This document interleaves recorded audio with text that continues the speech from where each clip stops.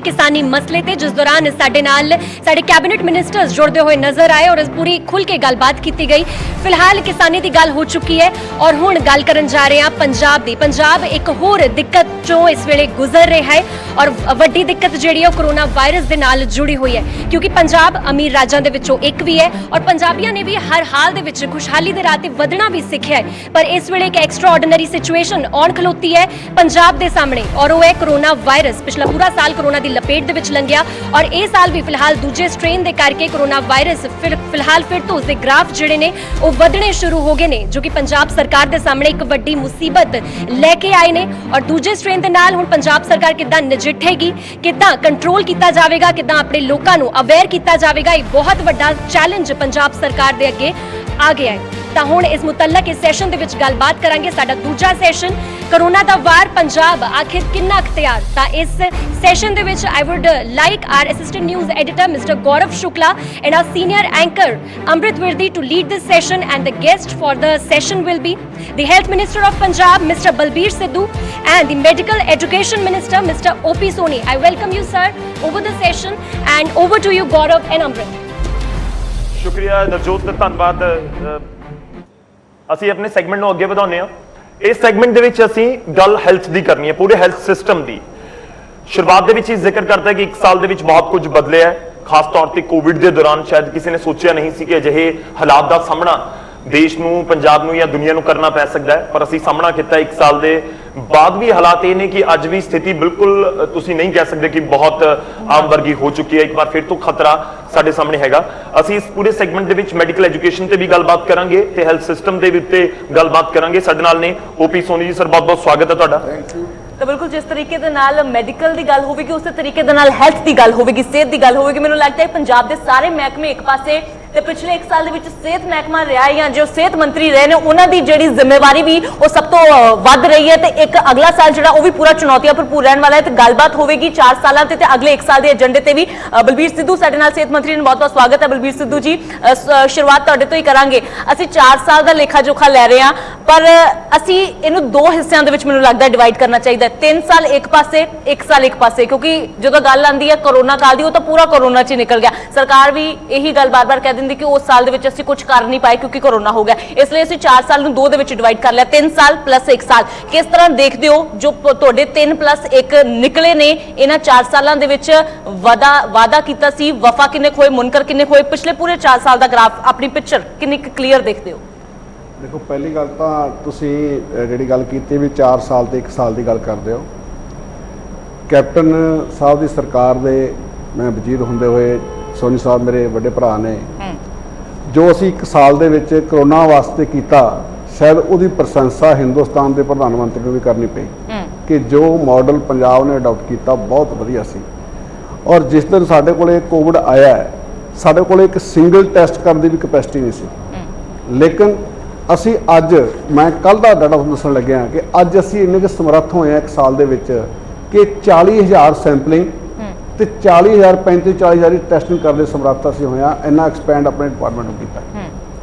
ਔਰ ਦੂਜੀ ਗੱਲ ਕਿ ਅਸੀਂ ਜਿਹੜਾ ਇਸ ਦੌਰਾਨ ਜਿੰਨਾ ਕੋਵਿਡ ਦਾ ਉਹ ਆਇਆ, ਇਕੱਲਾ ਅਸੀਂ ਕੋਵਿਡ ਦੇ ਨਾਲ ਨਹੀਂ ਲੜੇ, ਅਸੀਂ ਨਾਲ ਫਾਈਨੈਂਸ਼ੀਅਲੀ ਭਾਵੇਂ ਸਾਡੇ ਕੋਲ ਕਿੰਨੇ ਬਹੁਤ ਸੀਮਤ ਸਾਧਨ ਸੀਗੇ, ਅਸੀਂ ਆਪਣੇ ਜਿਹੜਾ ਇਨਫਰਾਸਟ੍ਰਕਚਰ ਸੀ ਉਹਨੂੰ ਬਹੁਤ ਮਜ਼ਬੂਤ ਕੀਤਾ। ਔਰ ਜਿਵੇਂ ਸਾਡੇ ਮੈਡੀਕਲ ਕਾਲਜ ਦੀ ਗੱਲ ਕਰੀਏ, ਉਹਨਾਂ ਦੀ ਜਿਹੜੀ ਲੈਵਲ 1, ਲੈਵਲ 2, ਲੈਵਲ 3 ਦੀ ਫੈਸਿਲਿਟੀ ਦੀ ਗੱਲ ਕਰੀਏ ਜਾਂ ਟਰਸਰੀ ਕੇਅਰ ਦੀ ਗੱਲ ਕਰੀਏ, ਉਹ ਅਸੀਂ ਇੰਨੀ ਕੁ ਸਟਰੈਂਥਨ ਕੀਤੀ ਹੈ ਕਿ ਵੀ ਅੱਜ ਅਸੀਂ ਤੇ ਔਰ ਸਾਡੇ ਕੋਲ ਅੱਜ ਦੀ ਡੇਟ ਦੇ ਵਿੱਚ 18-19,000 ਐਕਟਿਵ ਕੇਸਿਸ ਹੈਗੇ ਨੇ, 19,000 ਦੇ ਕਰੀਬ ਐਕਟਿਵ ਕੇਸਿਸ ਹੈਗੇ ਨੇ। ਕਿ ਜੇ ਅੱਜ ਜਦੋਂ ਪਹਿਲਾਂ ਸ਼ੁਰੂ ਦੇ ਵਿੱਚ 2-3 ਚਾਹੇ ਹਜੂਰ ਸਾਹਿਬ ਵਾਲੀ ਗੱਲ ਕਰ ਲਓ, ਚਾਹੇ ਜੈਸਲਮੇਰ ਦੀ ਗੱਲ ਕਰ ਲਓ, ਚਾਹੇ ਕੋਟਾ ਦੀ ਗੱਲ ਕਰ ਲਓ, ਜੋ ਆਏ ਸੀ 2-3, ਉਦੋਂ ਇੱਕਦਮ ਹੱਲਾ ਗੋਲਾ ਮਚ ਗਿਆ ਸੀ।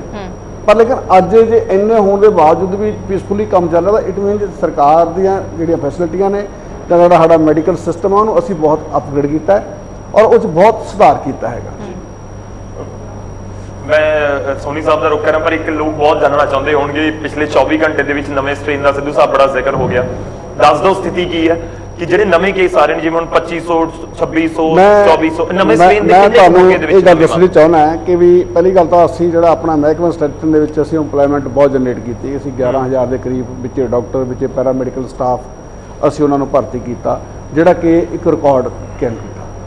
ਦੂਜੀ ਗੱਲ ਇਹ ਜਿਹੜੀ ਨਵਾਂ ਸਟ੍ਰੇਨ ਦੀ ਤੁਸੀਂ ਗੱਲ ਕੀਤੀ ਆ, ਸਾਡੇ ਕੋਲ ਸਭ ਸ਼ੁਰੂ ਦੇ ਵਿੱਚ ਹੁਸ਼ਿਆਰਪੁਰ ਤੋਂ 2-3 ਇਸ ਤਰ੍ਹਾਂ ਦੇ ਸਿੰਪਟਮ ਵਾਲੇ ਕੇਸ ਆਏ ਸੀਗੇ, ਲੇਕਿਨ ਉਸ ਤੋਂ ਬਾਅਦ ਜਦੋਂ ਸੈਂਟਰ ਦੀ ਟੀਮ ਆਈ ਤਾਂ ਅਸੀਂ ਉਹਨਾਂ ਦੇ ਪ੍ਰੈਸ਼ਰ ਪਾਇਆ ਵੀ ਤੁਸੀਂ ਸਾਨੂੰ ਕਮ ਸੇ ਕਮ ਸਾਡੇ ਜਿਹੜੇ ਲੈਬਸ ਦੇ ਵਿੱਚ ਸੈਂਪਲਿੰਗ ਆਉਂਦੀ ਆ ਤੁਸੀਂ ਤੁਹਾਡੇ ਕੋਲ ਭੇਜਦਾ, ਸਾਨੂੰ ਜਿਹੜਾ ਜੂਕਸ ਸਟ੍ਰੇਨ ਆ ਉਹ ਸਾਡੇ ਇੱਥੇ ਹੈ ਜਾਂ ਨਹੀਂ ਹੈ ਜੀ। ਲੇਕਿਨ ਜਦੋਂ ਉਹਨਾਂ ਨੇ ਸਾਡੇ ਸੀਐਮ ਸਾਹਿਬ ਨੇ ਗੱਲਬਾਤ ਕੀਤੀ ਤਾਂ ਉਹ ਕੀਤਾ ਤਾਂ 400 ਦੇ 326 ਕੇਸ ਜਿਹੜੇ ਜੂਕਸ ਸਟ੍ਰੇਨ ਦੇ ਪਾਏ ਗਏ। ਯਾਨੀ ਕਿ ਆਪਾਂ ਇਹ ਗੱਲ ਕਹਿ ਸਕਦੇ ਹਾਂ ਕਿ ਵੀ ਜਿਹੜੀ ਸਾਡੇ ਕੋਲੇ ਇਹ ਬਿਮਾਰੀ ਆ ਇਹ ਮਾਈਗ੍ਰੇਟ ਹੋ ਕੇ ਆਈ ਹੈਗੀ ਹੈ, ਨਾ ਕਿ ਸਾਡੇ ਲੋਕਲ। ਅਸੀਂ ਤਾਂ ਲੋਕਲ ਤੌਰ ਤੇ ਇਹਨੂੰ ਪੂਰੀ ਤਰ੍ਹਾਂ ਕੰਟਰੋਲ ਕਰ ਲਿਆ ਸੀਗਾ। ਲੋਕ ਆਮ ਤਰ੍ਹਾਂ ਆਪਣੀ ਜ਼ਿੰਦਗੀ ਜਿਉਣੀ ਸ਼ੁਰੂ ਕਰਤੇ ਸੀ। ਲੋਕਾਂ ਨੇ ਉਹੀ ਵਿਆਹ ਸ਼ਾਦੀਆਂ ਦੀ ਇਕੱਠ, ਉਹੀ ਭੋਗਾਂ ਤੇ ਇਕੱਠ ਹੋਣੇ ਸ਼ੁਰੂ ਹੋ ਗਏ ਸੀ, ਉਹੀ ਬਾਜ਼ਾਰਾਂ 'ਚ ਵੱਡੀਆਂ ਰੌਣਕਾਂ ਲੱਗਣੀਆਂ ਸ਼ੁਰੂ ਹੋ ਗਈਆਂ ਸੀਗੀਆਂ। ਪਰ ਪਿਛਲੇ 15-20 ਦਿਨਾਂ ਤੋਂ ਜਿਹੜਾ ਸਾਡੀ ਇਹ ਬਹੁਤ ਜ਼ਿਆਦਾ ਚੱਲ ਰਿਹਾ ਹੈ ਕਿ ਅਸੀਂ ਜਿਹੜਾ ਡੈਥ ਰੇਟ ਵੀ ਕਾਫੀ ਹਾਈ ਹੋ ਗਿਆ ਕਿ ਅਸੀਂ ਕਿਤੇ 2-4-5 ਮੌਤਾਂ ਤੇ ਆ ਗਏ ਸੀ, ਕਿੱਥੇ ਅਸੀਂ ਫਿਰ 58 ਤੱਕ ਪਹੁੰਚ ਗਏ ਆ, ਜਿਹੜਾ ਕਿ ਇੱਕ ਚਿੰਤਾ ਦਾ ਵਿਸ਼ਾ ਹੈਗਾ। ਲੇਕਿਨ ਜਿੰਨੇ ਸਾਡੀ ਮੈਡੀਕਲ ਟੀਮਾਂ ਨੇ ਜਾਂ ਹੋਰ ਨੇ, ਉਹਨਾਂ ਨੂੰ ਸ਼ੁਰੂ ਦੇ ਵਿੱਚ ਉਹਨਾਂ ਦੇ ਅੰਦਰ ਵੀ ਇੱਕ ਪੈਨਿਕ ਸੀਗਾ, ਉਹ ਵੀ ਡਰਦੇ ਹੱਥ ਪਾਉਂਦੇ ਸੀ। ਪਰ ਉਹਨਾਂ ਦਾ ਮੋਰਲ ਹਾਈ ਸਾਡੇ ਸੀਐਮ ਸਾਹਿਬ ਨੇ ਕੀਤੇ। ਅਸੀਂ ਖੁਦ ਦੋਨੋਂ ਭਰਾ ਅਸੀਂ ਇਕੱਲੇ ਮੈਂ ਹਸਪੀਟਲਾਂ 'ਚ ਮੈਡੀਕਲ ਕਾਲਜਾਂ 'ਚ ਜਾ ਕੇ ਡਾਕਟਰਾਂ ਨੂੰ ਮਿਲਦੇ ਰਹੇ। ਈਵਨ ਸਾਡੇ 18-19 ਜਿਹੜੇ ਸਾਡੇ ਹੈਲਥ ਡਿਪਾਰਟਮੈਂਟ ਦੇ ਜਿਹੜੇ ਬਹੁਤ ਕਾਬਲ ਵਿਚਾਰੇ ਕੋਈ ਡਾਕਟਰ ਸੀ ਜਾਂ ਕੋਈ ਮਲਟੀਪਲ ਹੈਲਥ ਵਰਕਰ ਸੀ ਜਾਂ ਸਟਾਫ ਨਰਸ ਸੀ, ਉਹਨਾਂ ਨੂੰ ਆਪਣੀ ਜਾਨ ਤੋਂ ਵੀ ਹੱਥ ਧੋਣੇ ਪਏ ਨੇ। ਪਰ ਲੇਕਿਨ ਉਹਨੇ ਫਰੰਟ ਲਾਈਨ ਤੇ ਆ ਕੇ ਆਪਣੀ ਲੜਾਈ ਲੜੀ। ਜਦੋਂ ਕੋਈ ਇੱਕ ਵਾਰ ਤਾਂ ਇਹੋ ਜਿਹਾ ਸਿਸਟਮ ਬਣ ਗਿਆ ਸੀਗਾ ਕਿ ਵੀ ਬਾਹਰਲੀ ਜਿਹੜੀਆਂ ਪ੍ਰਾਈਵੇਟ ਫੈਸਿਲਿਟੀਆਂ ਉਹਨਾਂ ਸਾਰਿਆਂ ਨੇ ਆਪਣੇ ਗੇਟ ਬੰਦ ਕਰ ਲਏ ਸੀ ਤੇ ਸਿਰਫ ਇਕੱਲੇ ਦੇ ਇਕੱਲੇ ਗੌਰਮੈਂਟ ਤੇ ਡਿਪੈਂਡ ਕਰਦੇ ਸੀ। ਅੱਜ ਭਾਵੇਂ ਉਹ ਸਾਰੀਆਂ ਪ੍ਰਾਈਵੇਟ ਫੈਸਿਲਿਟੀਆਂ ਕਾਫੀ ਕਈ ਜਗ੍ਹਾ ਤੇ ਜਿਵੇਂ ਕਈ ਹਸਪੀਟਲ ਅੱਛਾ ਕੰਮ ਵੀ ਕਰ ਰਹੇ ਨੇ, ਮੈਕਸ ਹੈ, ਫੋਰਟੇਜ ਹੈ ਜਾਂ ਹੋਰ ਨੇ, ਉੱਥੇ ਉਹ ਲੋਕਾਂ ਨੂੰ ਇੱਕ ਫੈਸਿਲਿਟੀ ਜਿਹੜੇ ਅਮੀਰ ਲੋਕ ਨੇ ਉਹਨਾਂ ਵਾਸਤੇ। ਪਰ ਲੇਕਿਨ ਅਸੀਂ ਸਾਰਾ ਕੁਝ ਤਕਰੀਬਨ 1000 ਕਰੋੜ ਰੁਪਏ ਅਸੀਂ ਖਰਚ ਕਰਕੇ ਆਪਣਾ ਜਿਹੜਾ ਸਿਸਟਮ ਸੀ ਉਹਨੂੰ ਅਪਗ੍ਰੇਡ ਕੀਤਾ ਔਰ ਲੋਕਾਂ ਨੂੰ ਅਹਿਸਾਸ ਕਰਾਇਆ ਕਿ ਸਰਕਾਰ ਇਸ ਗੱਲੋਂ ਸਮਰੱਥ ਹੈਗੀ ਤੁਹਾਡਾ ਇਲਾਜ ਕਰ ਸਕਦੀ ਹੈ। ਮਤਲਬ ਨਵੇਂ ਸਟ੍ਰੇਨ ਦੇ ਮਾਮਲੇ ਹੈ ਸਰ ਇਸ ਸਮੇਂ? ਜੇ 25 ਬਿਲਕੁਲ ਮਾਮਲੇ ਆ ਰਹੇ ਆ ਤਾਂ ਕਿੰਨੇ ਅਸੀਂ ਮਾਮਲੇ ਤੁਹਾਨੂੰ ਮੈਂ ਸਮਝੀਏ? ਕਹਿ ਰਿਹਾ ਵੀ ਜਿਹੜੇ 400 ਦੇ 81% ਉਹ ਆ ਗਏ ਨੇ। ਇਟ ਮੀਨਸ ਇਹ ਹੈ ਨਵੇਂ ਸਟ੍ਰੇਨ ਦਾ ਵੀ ਮਸਲਾ ਹੈਗਾ। ਅੱਜ ਦੀ ਡੇਟ 'ਚ ਵੀ ਜਿਹੜੇ ਕੇਸ ਜ਼ਿਆਦਾਤਰ ਹੈਗੇ ਨੇ ਉਹ ਜਾਂ ਤਾਂ ਉਹ ਦੁਆਬੇ ਵਿੱਚ ਹੈਗੇ ਨੇ ਜ਼ਿਆਦਾ ਜਾਂ ਵੱਡੇ ਸ਼ਹਿਰਾਂ 'ਚ ਨਿਕਲਦੇ ਨੇ। ਮੈਂ ਸਭ ਤੋਂ ਵੱਡੀ ਗੱਲ ਇੱਕ ਹੋਰ ਗੱਲ ਕਰਨੀ ਚਾਹੁੰਦਾ ਹੈ ਕਿ ਲਾਸਟ ਦਿਨ ਤੁਸੀਂ ਮੇਰਾ ਬਿਆਨ ਵੀ ਪੜ੍ਹਿਆ ਹੋਣਾ ਕਿ ਅਸੀਂ ਇੱਕ ਸਰਵੇ ਕੀਤਾ ਜਿਹਦੇ 71% ਪੋਜ਼ਿਟਿਵਿਟੀ ਅਰਬਨ ਦੀ ਸੀ ਤੇ 28.5% ਜਿਹੜੀ ਪੋਜ਼ਿਟਿਵਿਟੀ ਸੀ ਉਹ ਰੂਰਲ ਏਰੀਆ ਦੀ ਸੀ। ਪਰ ਜਿਹੜਾ ਡੈਥ ਦਾ ਸੀਗਾ ਉਹ 53.40 ਰੂਰਲ ਏਰੀਆ ਦਾ ਸੀਗਾ ਕਿ ਜਿੱਥੇ ਲੋਕਾਂ ਦੀ ਲਾਪਰਵਾਹੀ ਬੇਖੌਫ ਉਹ ਚੀਜ਼ਾਂ ਜਿਹੜੀਆਂ ਸੀਗੀਆਂ ਉਹਨਾਂ ਨਾਲ ਸਾਡਾ ਨੁਕਸਾਨ ਕਾਫੀ ਕੀਤਾ ਇਹਦੇ ਵਿੱਚ। ਲੇਕਿਨ ਅਸੀਂ ਉਸ ਗੱਲ ਨੂੰ ਮੱਦੇਨਜ਼ਰ ਆਪਣੀਆਂ ਕਈ ਜਿਹੜੀਆਂ ਡਰਾਈਵ ਚਲਾਈਆਂ, ਅਵੇਅਰਨੈਸ ਡਰਾਈਵ ਚਲਾਈ, ਪਲੱਸ ਗੁਰਦੁਆਰਿਆਂ 'ਚ ਹੋਰ ਜਗ੍ਹਾ 'ਤੇ ਅਸੀਂ ਸਪੀਕਰਾਂ ਰਾਹੀਂ ਲੋਕਾਂ ਨੂੰ ਮਾਸਕ ਪਾਉਣ ਵਾਸਤੇ, ਹੱਥ ਧੋਣ ਵਾਸਤੇ, ਸੋਸ਼ਲ ਡਿਸਟੈਂਸ ਵਾਸਤੇ, ਪਲੱਸ ਸਾਨੂੰ ਕਈ ਕਰੜੇ ਫੈਸਲੇ ਵੀ ਲੈਣੇ ਪਏ ਪਿਛਲੇ ਦਿਨੀ, ਜਿਹਦੇ ਕਰਕੇ ਥੋੜ੍ਹਾ ਜਿਹਾ ਹੁਣ ਅਸੀਂ ਕੰਟਰੋਲ ਕਰਨ ਵਾਲੇ ਪਾਸੇ ਨੂੰ ਵੱਧ ਰਹੇ ਹਾਂ। ਹੁਣ ਜਿਵੇਂ ਪਰਸੋਂ ਤੇ ਚੌਥ ਦੀ ਗੱਲ ਹੈ ਉਹਦੇ 2600 ਕ੍ਰਾਸ ਕਰ ਗਏ ਸੀ, ਲੇਕਿਨ ਕੱਲ੍ਹ ਅਸੀਂ 2300 ਤੇ ਆ ਗਏ ਹਾਂ, ਵਾਪਸ ਆ ਗਏ ਹਾਂ। ਇਟ ਮੀਨਸ ਥੋੜ੍ਹਾ ਲੋਕਾਂ ਦੇ ਵਿੱਚ ਇਸ ਗੱਲ ਦਾ ਅਸਰ ਹੋਣਾ ਸ਼ੁਰੂ ਹੋਇਆ ਤੇ ਉਹ ਹੁਣ ਕਾਫੀ ਸੁਧਾਰ ਵੀ ਹੋ ਰਿਹਾ। ਅੱਗੇ ਵਧਦੇ ਹਾਂ ਸੋਨੀ ਸਾਹਿਬ, ਸ਼ੁਰੂਆਤ ਤੁਹਾਡੇ ਡਿਪਾਰਟਮੈਂਟ ਦੇ 4 ਸਾਲ ਦੇ ਪੂਰੇ ਕਾਰਜਕਾਲ ਨੂੰ ਤੁਸੀਂ ਕਿਵੇਂ ਦੇਖਦੇ ਹੋ? ਉੱਥੇ ਹੀ ਕਰਾਂਗੇ। ਜਿਵੇਂ ਅੰਮ੍ਰਿਤ ਨੇ ਸਟਾਰਟ ਦੇ ਵਿੱਚ ਕਹਿ ਦਿੱਤਾ ਸੀਗਾ ਕਿ ਜਿਹੜੇ ਹੈਲਥ ਦੇ ਨਾਲ ਜੁੜੇ ਹੋਏ ਡਿਪਾਰਟਮੈਂਟ ਨੇ ਉਹ ਤਾਂ 3 ਵਰਸਸ 1 ਹੋ ਗਿਆ ਕਿ 3 ਸਾਲ ਦੇ ਵਿੱਚ ਜੋ ਕੀਤਾ ਸਰਕਾਰਾਂ ਨੇ ਜਾਂ ਉਸ ਤੋਂ ਪਹਿਲਾਂ ਜੋ ਕੀਤਾ ਸਰਕਾਰਾਂ ਨੇ, ਪਰ 1 ਸਾਲ ਦੇ ਵਿੱਚ ਕੀ ਕੀਤਾ ਸਰਕਾਰਾਂ ਨੇ, ਲੋਕ ਉਹੀ ਜਾਣਨਾ ਚਾਹੁੰਦੇ ਨੇ ਕਿ 1 ਸਾਲ ਬਾਅਦ ਅੱਜ ਅਸੀਂ ਕਿੱਥੇ ਖੜੇ ਹਾਂ, ਖਾਸ ਤੌਰ ਤੇ ਮੈਡੀਕਲ ਐਜੂਕੇਸ਼ਨ ਸੈਕਟਰ ਦੇ ਵਿੱਚ। ਦੇਖੋ, ਜਿੱਥੋਂ ਤੱਕ ਤੁਸੀਂ ਸਵਾਲ ਕੀਤਾ 3 ਸਾਲ ਵਰਸਸ 1 ਸਾਲ ਜੀ, ਸੋ ਪਿਛਲਾ ਜਿਹੜਾ ਸਾਲ ਸਾਡਾ ਲੰਘਿਆ ਬੜਾ ਚੁਣੌਤੀ ਭਰਿਆ ਸਾਡਾ ਸਾਲ ਲੰਘਿਆ। ਕਰੋਨਾ ਦੀ ਮਹਾਮਾਰੀ ਸਾਰੇ ਵਰਲਡ 'ਚ ਸੀਗੀ, ਇੰਡੀਆ 'ਚ ਵੀ ਆਈ। ਇਸੇ ਮਹੀਨੇ ਮਾਰਚ 'ਚ ਪਿਛਲੇ ਸਾਲ ਜਿਹੜੀ ਆ ਉਹਦੀ ਸ਼ੁਰੂਆਤ ਇਸ ਮਹਾਮਾਰੀ ਦੀ ਹੋਈ। ਅਸੀਂ ਜ਼ੀਰੋ ਤੋਂ ਚੱਲੇ ਸੀ ਇਸ ਬਿਮਾਰੀ ਦੇ ਇਲਾਜ ਵਾਸਤੇ ਜਾਂ ਇਹਦੇ ਟੈਸਟਿੰਗ ਵਾਸਤੇ। ਕੋਈ ਸਾਡੇ ਕੋਲ ਸਿਸਟਮ ਨਹੀਂ ਸੀ, ਕੋਈ ਇੰਤਜ਼ਾਮ ਨਹੀਂ ਸੀ। ਅਸੀਂ ਜ਼ੀਰੋ ਤੋਂ ਸਟਾਰਟ ਕੀਤਾ ਸੀ ਕੈਪਟਨ ਸਾਹਿਬ ਦੀ ਯੋਗ ਅਗਵਾਈ 'ਚ ਜੀ। ਸੋ ਜਿਸ ਵੇਲੇ ਪਹਿਲੋਂ ਪੇਸ਼ੈਂਟ ਆਏ ਸੀ ਸਾਡੇ ਕੋਲ, 2-3 ਪੇਸ਼ੈਂਟ ਬਾਹਰੋਂ ਆਏ ਸੀ ਫਲਾਈਟਾਂ ਤੇ, ਸ਼ਾਇਦ ਦੁਬਈ ਤੋਂ ਆਏ ਸੀ। ਉਸ ਵੇਲੇ ਸਾਡੇ ਕੋਲ ਜਦੋਂ ਉਹਨਾਂ ਦੇ ਸੈਂਪਲ ਆਏ ਤੇ ਸਾਨੂੰ ਪੂਨੇ ਭੇਜਣੇ ਪਏ ਸੀ ਉਹ ਸੈਂਪਲ। 6-7 ਦਿਨਾਂ ਬਾਅਦ ਉਹਨਾਂ ਦੀ ਰਿਪੋਰਟ ਆਈ, ਜਿਹੜੇ 3 ਸੈਂਪਲ ਭੇਜੇ ਸੀ, ਇੱਕ ਨੈਗੇਟਿਵ ਆਇਆ, 2 ਪੋਜ਼ਿਟਿਵ ਆ ਗਏ। ਸੋ ਉਦੋਂ ਅਸੀਂ ਇਹਦੀ ਸਟਾਰਟਿੰਗ ਕੀਤੀ ਸੀ। ਉਸ ਤੋਂ ਬਾਅਦ ਅਸੀਂ ਜਿਹੜੀਆਂ ਮਸ਼ੀਨਾਂ ਜਿਹੜੀਆਂ ਸੀ ਟੈਸਟਿੰਗ ਮਸ਼ੀਨਸ, ਉਹ ਅਸੀਂ ਇੰਪੋਰਟ ਕਰਾਈਆਂ। ਸਭ ਤੋਂ ਪਹਿਲਾਂ ਜਦੋਂ ਅਸੀਂ ਸਟਾਰਟ ਕੀਤੀਆਂ ਸਾਡੇ ਕੋਲ 40 ਦੀ ਕਪੈਸਿਟੀ ਸੀ। 40 ਇੱਕ ਲੈਬ 'ਚ ਸਾਡੇ 40 ਟੈਸਟ ਡੇਲੀ ਹੋਣੇ ਸਟਾਰਟ ਹੋਏ ਸੀ। 3 ਸਾਡੇ ਮੈਡੀਕਲ ਕਾਲਜ ਅੰਮ੍ਰਿਤਸਰ, ਪਟਿਆਲਾ, ਫਰੀਦਕੋਟ, ਅਸੀਂ 120 ਟੈਸਟ ਰੋਜ਼ ਕਰਦੇ ਸੀ ਸਟਾਰਟਿੰਗ ਤੇ। ਫਿਰ ਦੁਬਾਰਾ ਜਦੋਂ ਕੇਸ ਵਧਣੇ ਚਾਲੂ ਹੋਏ, ਫਿਰ ਅਸੀਂ ਇੰਪੋਰਟ ਕਰਾਈਆਂ ਮਸ਼ੀਨਾਂ ਜਿਹੜੀਆਂ 250 ਡੇਲੀ ਇੱਕ ਲੈਬ ਸਾਡੀ ਟੈਸਟ ਕਰਦੀ ਸੀ। 750 ਦੇ ਕਰੀਬ ਸਾਡਾ ਡੇਲੀ ਟੈਸਟ ਹੁੰਦਾ ਸੀ। ਉਸ ਤੋਂ ਬਾਅਦ ਜੋ ਵੱਧਦਾ ਗਿਆ, ਸੀਐਮ ਸਾਹਿਬ ਦੀ ਚੰਗੀ ਸੋਚ ਸਦਕਾ ਅਸੀਂ ਉਹ ਲੇਟੈਸਟ ਜਿਹੜੀਆਂ ਮਸ਼ੀਨਾਂ ਸੀਗੀਆਂ ਟੈਸਟਿੰਗ ਮਸ਼ੀਨਾਂ, ਉਹ ਅਸੀਂ ਇੰਪੋਰਟ ਕਰਾਈਆਂ, ਜਿਹਦੀ ਕਪੈਸਿਟੀ ਜਿਹੜੀ ਸੀ 3000 ਡੇਲੀ ਇੱਕ ਮਸ਼ੀਨ ਦੀ ਸਾਡੀ ਕਪੈਸਿਟੀ ਸੀ। ਅਸੀਂ 9000 ਡੇਲੀ ਟੈਸਟ ਜਿਹੜਾ ਸੀ ਕਰਨਾ ਚਾਲੂ ਕੀਤਾ ਸੀਗਾ ਉਸ ਵੇਲੇ। ਪਰ ਅੱਜ ਅਸੀਂ 30,000 ਟੈਸਟ ਜਿਹੜਾ ਡੇਲੀ ਕਰ ਸਕਦੇ, ਇੰਨੀ ਸਾਡੇ ਕੋਲ ਕਪੈਸਿਟੀ ਆ। ਸਾਡੇ 3 ਮੈਡੀਕਲ ਕਾਲਜ, 4 ਨਵੀਆਂ ਲੈਬਸ ਅਸੀਂ ਹੋਰ ਪੰਜਾਬ 'ਚ ਬਣਾਈਆਂ ਸੀਗੀਆਂ, ਇੱਕ ਜਲੰਧਰ, ਇੱਕ ਲੁਧਿਆਣਾ, 2 ਮੋਹਾਲੀ ਸਿੱਧੂ ਜੀ ਦੇ ਇੱਥੇ ਕੰਸਟੀਚੁਐਂਸੀ। ਸੋ ਮੈਂ ਸਮਝਦਾ ਅੱਜ ਅਸੀਂ 30,000 ਤੋਂ ਉੱਪਰ ਜਿਹੜਾ ਕਰੋਨਾ ਦਾ ਟੈਸਟ ਕਰ। ਸੋ ਜਿੰਨਾ ਚਿਰ ਟੈਸਟਿੰਗ ਨਹੀਂ, ਉਹਨਾਂ ਚਿਰ ਵੀ ਪਤਾ ਲੱਗਣਾ ਬੜਾ ਔਖਾ ਕਿ ਕਰੋਨਾ ਪੋਜ਼ਿਟਿਵ ਹੈ ਕਿ ਨੈਗੇਟਿਵ ਹੈ। ਸੋ ਇੱਥੋਂ ਸ਼ੁਰੂਆਤ ਹੁੰਦੀ ਆ ਪੇਸ਼ੈਂਟ ਦੀ। ਪਰ ਓਪੀ ਸੋਨੀ ਜੀ, ਟੈਸਟਿੰਗ ਦੀ ਗੱਲ ਤੇ ਟੈਸਟਿੰਗ ਦੀ ਰਿਲਾਇਬਿਲਿਟੀ ਦੀ ਗੱਲ ਬੜੀ ਹੈ, ਕਿਉਂਕਿ ਟੈਸਟਿੰਗ ਤਾਂ ਹੁੰਦੀ ਹੈ, ਉਹ ਟੈਸਟਿੰਗ ਹੁਣ ਰਿਲਾਇਬਲ ਕਿੱਥੇ ਹੈ? ਹੁਣ ਹੋਰ ਕਿਤੇ ਨਾ ਜਾਓ, ਤੁਹਾਡੇ ਸਾਥੀ ਮੰਤਰੀ ਤੁਹਾਡੇ ਤੋਂ ਪਹਿਲਾਂ ਹੀ ਉੱਠ ਕੇ ਗਏ ਨੇ, ਸੁਖਜਿੰਦਰ ਸਿੰਘ ਰੰਧਾਵਾ ਨੇ ਵਿਧਾਨ ਸਭਾ ਦੇ ਵਿੱਚ ਹਿੱਸਾ ਲੈਣਾ ਸੀ, ਤਾਂ ਉਹ ਟੈਸਟ ਪੋਜ਼ਿਟਿਵ ਹੈ ਕਿ ਨੈਗੇਟਿਵ ਹੈ? ਹੁਣ ਇਹ ਮਸ਼ੀਨਾਂ ਦੀ ਤੁਸੀਂ ਗੱਲ ਕਰਦੇ ਹੋ। ਦੇਖੋ ਮੈਂ ਦੱਸਣਾ ਜੀ, ਬਿਲਕੁਲ ਜਿੰਨੀਆਂ ਵੀ ਰਿਪੋਰਟਾਂ, ਜਿੰਨੇ ਵੀ ਟੈਸਟ ਹੋਏ ਨੇ, 100% ਜਿਹੜੇ ਉਹਨਾਂ ਦੇ ਰਿਜ਼ਲਟ ਬਿਲਕੁਲ ਠੀਕ ਨੇ। ਹੁਣ 2 ਦਿਨ ਬਾਅਦ ਜੇ ਤੁਸੀਂ ਪਹਿਲਾਂ ਟੈਸਟ ਕਰਾਉਂਦੇ ਹੋ, ਉਹ ਪੋਜ਼ਿਟਿਵ ਤੁਹਾਡਾ ਆ ਜਾਂਦਾ, ਤੇ 2-3 ਦਿਨ ਬਾਅਦ 'ਚ ਤੁਸੀਂ ਟੈਸਟ ਕਰਾਉਂਦੇ ਹੋ, ਕਈ ਵਾਰ ਕਰੋਨਾ ਜਿਹੜੇ ਸਿੰਪਟਮ ਕੋਈ ਨਹੀਂ, ਪਤਾ ਨਹੀਂ ਲੱਗਦਾ ਇਹਦਾ। ਵੈਸੇ ਅਚਾਨਕ ਕਈ ਵਾਰ ਜਿਹੜਾ ਟੈਸਟ ਹੁੰਦਾ, ਹੁਣ ਮੇਰੀ ਮਿਸਾਲ ਆ ਜੀ, ਮੈਂ 4 ਫੰਕਸ਼ਨ ਇੱਕ ਦਿਨ ਕੀਤੇ। ਮੈਂ ਦੁਬਈ ਜਾਣਾ ਸੀਗਾ, ਤੇ ਉਸ ਤੋਂ ਬਾਅਦ ਮੈਂ ਆਪਣਾ ਦੁਬਈ ਜਾਣ ਤੋਂ ਪਹਿਲਾਂ ਟੈਸਟ ਕਰਾਉਣਾ ਜ਼ਰੂਰੀ ਸੀ। ਮੈਂ ਆਪਣਾ ਟੈਸਟ ਕਰਵਾਇਆ ਤੇ ਮੈਨੂੰ ਪਤਾ ਨਹੀਂ, ਮੈਨੂੰ ਕੋਈ ਸਿੰਪਟਮ ਕੋਈ ਨਹੀਂ ਸੀ, ਮੈਂ ਪੋਜ਼ਿਟਿਵ ਆ ਗਿਆ। ਸੋ ਇਹਦਾ ਪਤਾ ਨਹੀਂ ਲੱਗਦਾ, ਜਿੰਨਾ ਚਿਰ ਟੈਸਟ ਨਹੀਂ ਕਰਾਉਂਦੇ ਉਹਨਾਂ ਚਿਰ ਪਤਾ ਨਹੀਂ ਲੱਗਦਾ। ਸੋ ਜੇ 2-3 ਦਿਨ ਬਾਅਦ ਕਈ ਵਾਰ ਪਹਿਲਾਂ ਹੀ 10 ਦਿਨ ਹੋ ਜਾਂਦੀ, ਜਦੋਂ ਸਿੰਪਟਮ ਕੋਈ ਨਹੀਂ, ਤਾਂ ਅਸੀਂ ਟੈਸਟ ਕਰਾਈਏ, ਅਸੀਂ ਪੋਜ਼ਿਟਿਵ ਆ ਜਾਂਦੇ ਹਾਂ। ਤਾਂ 3 ਦਿਨ ਬਾਅਦ ਤੁਸੀਂ 2 ਦਿਨ ਬਾਅਦ ਟੈਸਟ ਦੁਬਾਰਾ ਕਰਾਉਂਦੇ ਹੋ, ਫਿਰ ਤੁਸੀਂ ਨੈਗੇਟਿਵ ਆ ਜਾਂਦੇ ਹੋ। ਉਹਦੇ 'ਚ ਕੋਈ ਟੈਸਟ ਕਰਨ ਦਾ ਕੋਈ ਕਸੂਰ ਨਹੀਂ, ਕੋਈ ਇਹੋ ਜਿਹੀ ਗੱਲ ਨਹੀਂ। ਅਸੀਂ ਸੈਂਪਲ ਜਿਹੜਾ ਉਹਦਾ ਰੱਖਨੇ, ਆਪਣੇ ਕੋਲ ਰਿਕਾਰਡ ਰੱਖਨੇ। ਫਿਰ ਅਸੀਂ ਸਾਡੀਆਂ ਟੀਮਾਂ ਬਣੀਆਂ, ਜਿਹਨੂੰ PGI ਜਿਹੜੀ ਆ ਉਹ ਸਾਰਾ ਕੁਝ ਵੇਖ ਰਹੀ ਆ। ਅਸੀਂ ਉਹ ਜਿਹੜੇ ਟੈਸਟ ਰੱਖਨੇ, ਅਸੀਂ PGI ਕੋਲ ਵੀ ਭੇਜਦੇ ਆ ਬਾਅਦ 'ਚ। ਉਹਨਾਂ 'ਚੋਂ ਜੇ 100 ਟੈਸਟ ਕਰਨੇ, 5 ਅਸੀਂ PGI ਕੋ ਦੁਬਾਰਾ ਅਸੀਂ ਭੇਜਨੇ ਆ ਟੈਸਟ ਵਾਸਤੇ। ਸੋ ਸਾਡੇ ਅੱਜ ਤੱਕ ਮੈਚਿੰਗ ਰਿਪੋਰਟ ਵਾਸਤੇ। ਸੋ ਜੀ ਅੱਜ ਤੱਕ ਸਾਨੂੰ ਕੋਈ ਕੰਪਲੇਂਟ ਆਈ ਨਹੀਂ ਜਿਹੜਾ ਨੈਗੇਟਿਵ ਤੋਂ ਪੋਜ਼ਿਟਿਵ ਹੋ ਜਾਏ, ਪੋਜ਼ਿਟਿਵ ਤੋਂ ਨੈਗੇਟਿਵ ਹੋ ਜਾਏ, ਇਹਦੀ ਕੋਈ ਗੱਲ ਨਹੀਂ। ਕਈ ਵਾਰ ਸੋਚ ਕਰਨਾ ਚਾਹ ਰਹੇ ਨੇ ਇਸ ਦੇ ਵਿੱਚ ਨਾ, ਮੈਂ ਇਹ ਐਡ ਕਰਨਾ ਚਾਹ ਰਿਹਾ ਕਿ ਜਿਸ ਤਰ੍ਹਾਂ ਜਿਹੜਾ ਕਰੋਨਾ ਹੈਗਾ ਨਾ ਜੀ, ਤੁਸੀਂ ਕਿਸੇ ਇਨਫੈਕਟਡ ਬੰਦੇ ਨੂੰ ਮਿਲੇ ਹੈਗੇ ਹੋ, ਇਹਦੇ ਜਿਹੜੇ ਸਿੰਪਟਮ ਨੇ 4-5 ਦਿਨਾਂ ਬਾਅਦ ਆਉਣੇ ਸ਼ੁਰੂ ਹੁੰਦੇ ਨੇ। ਤੇ ਉਹਦੇ ਦੇ ਜਦੋਂ ਬੰਦਾ ਉਹਨੂੰ ਪਤਾ ਲੱਗ ਜਾਂਦਾ ਮੈਨੂੰ ਕੁਛ ਮੇਰਾ ਸਿਰ ਭਾਰਾ ਹੋ ਰਿਹਾ ਹੈਗਾ, ਮੈਂ ਤਾਂ ਖੁਦ ਮੈਂ ਉਹ ਕਹਿ ਰਹੀ ਕਿ ਤੁਸੀਂ ਤਾਂ ਇੱਕ ਖੁਦ ਚੀਜ਼ ਦੇਖੀ ਹੈ, ਤੁਸੀਂ ਜਦੋਂ ਪੋਜ਼ਿਟਿਵ ਸੀ ਤੁਹਾਡੇ ਸਿੰਪਟਮ ਨਹੀਂ ਸੀ ਕੋਈ। ਹਾਂ ਨਹੀਂ, ਮੈਨੂੰ ਸਿੰਪਟਮ ਸੀ ਕਿ ਮੈਨੂੰ ਮੇਰਾ ਹੱਡ ਪੈਰ ਟੁੱਟਣੇ ਸ਼ੁਰੂ ਹੋ ਗਏ, ਮੈਨੂੰ ਬੁਖਾਰ ਚੜਿਆ, ਮੈਨੂੰ 103 ਬੁਖਾਰ ਤੱਕ ਹੁੰਦਾ ਰਿਹਾ। ਲੇਕਿਨ ਇਹ 4 ਜਾਂ 5 ਦਿਨਾਂ ਬਾਅਦ ਜਾ ਕੇ ਹੁੰਦਾ ਹੈਗਾ। ਉਹ ਜਦੋਂ ਰੰਧਾਵਾ ਸਾਹਿਬ ਨੇ ਸੈਂਪਲ ਕਰਾਇਆ, ਸ਼ਾਇਦ ਉਦੋਂ ਉਹਨਾਂ ਤੇ ਉਹਦਾ ਵਾਇਰਲ ਲੋਡ ਵੱਧਦਾ ਘਟਦਾ ਰਹਿੰਦਾ ਹੈਗਾ। ਇਹ ਨਹੀਂ ਕਿ ਵੀ ਇੱਕਦਮ ਜਿਹੜਾ ਸਟ੍ਰੀਮਲਾਈਨ ਚੱਲੀ ਆ ਰਿਹਾ, ਲੇਕਿਨ ਇਹ ਵਾਇਰਲ ਲੋਡ ਜਦੋਂ ਅਸੀਂ 31 ਤੋਂ ਪਲੱਸ ਹੁੰਦੇ ਆ, ਉਹਨੂੰ ਅਸੀਂ ਪੋਜ਼ਿਟਿਵ ਗਿਣਦੇ ਆ। ਤੇ ਲੇਕਿਨ ਹੋ ਸਕਦਾ ਉਸ ਵੇਲੇ ਉਹਦਾ ਵਾਇਰਲ ਲੋਡ ਜ਼ਿਆਦਾ ਹੋਵੇ ਤੇ ਬਾਅਦ ਦੇ ਵਿੱਚ ਘਟ ਗਿਆ ਹੋਵੇ।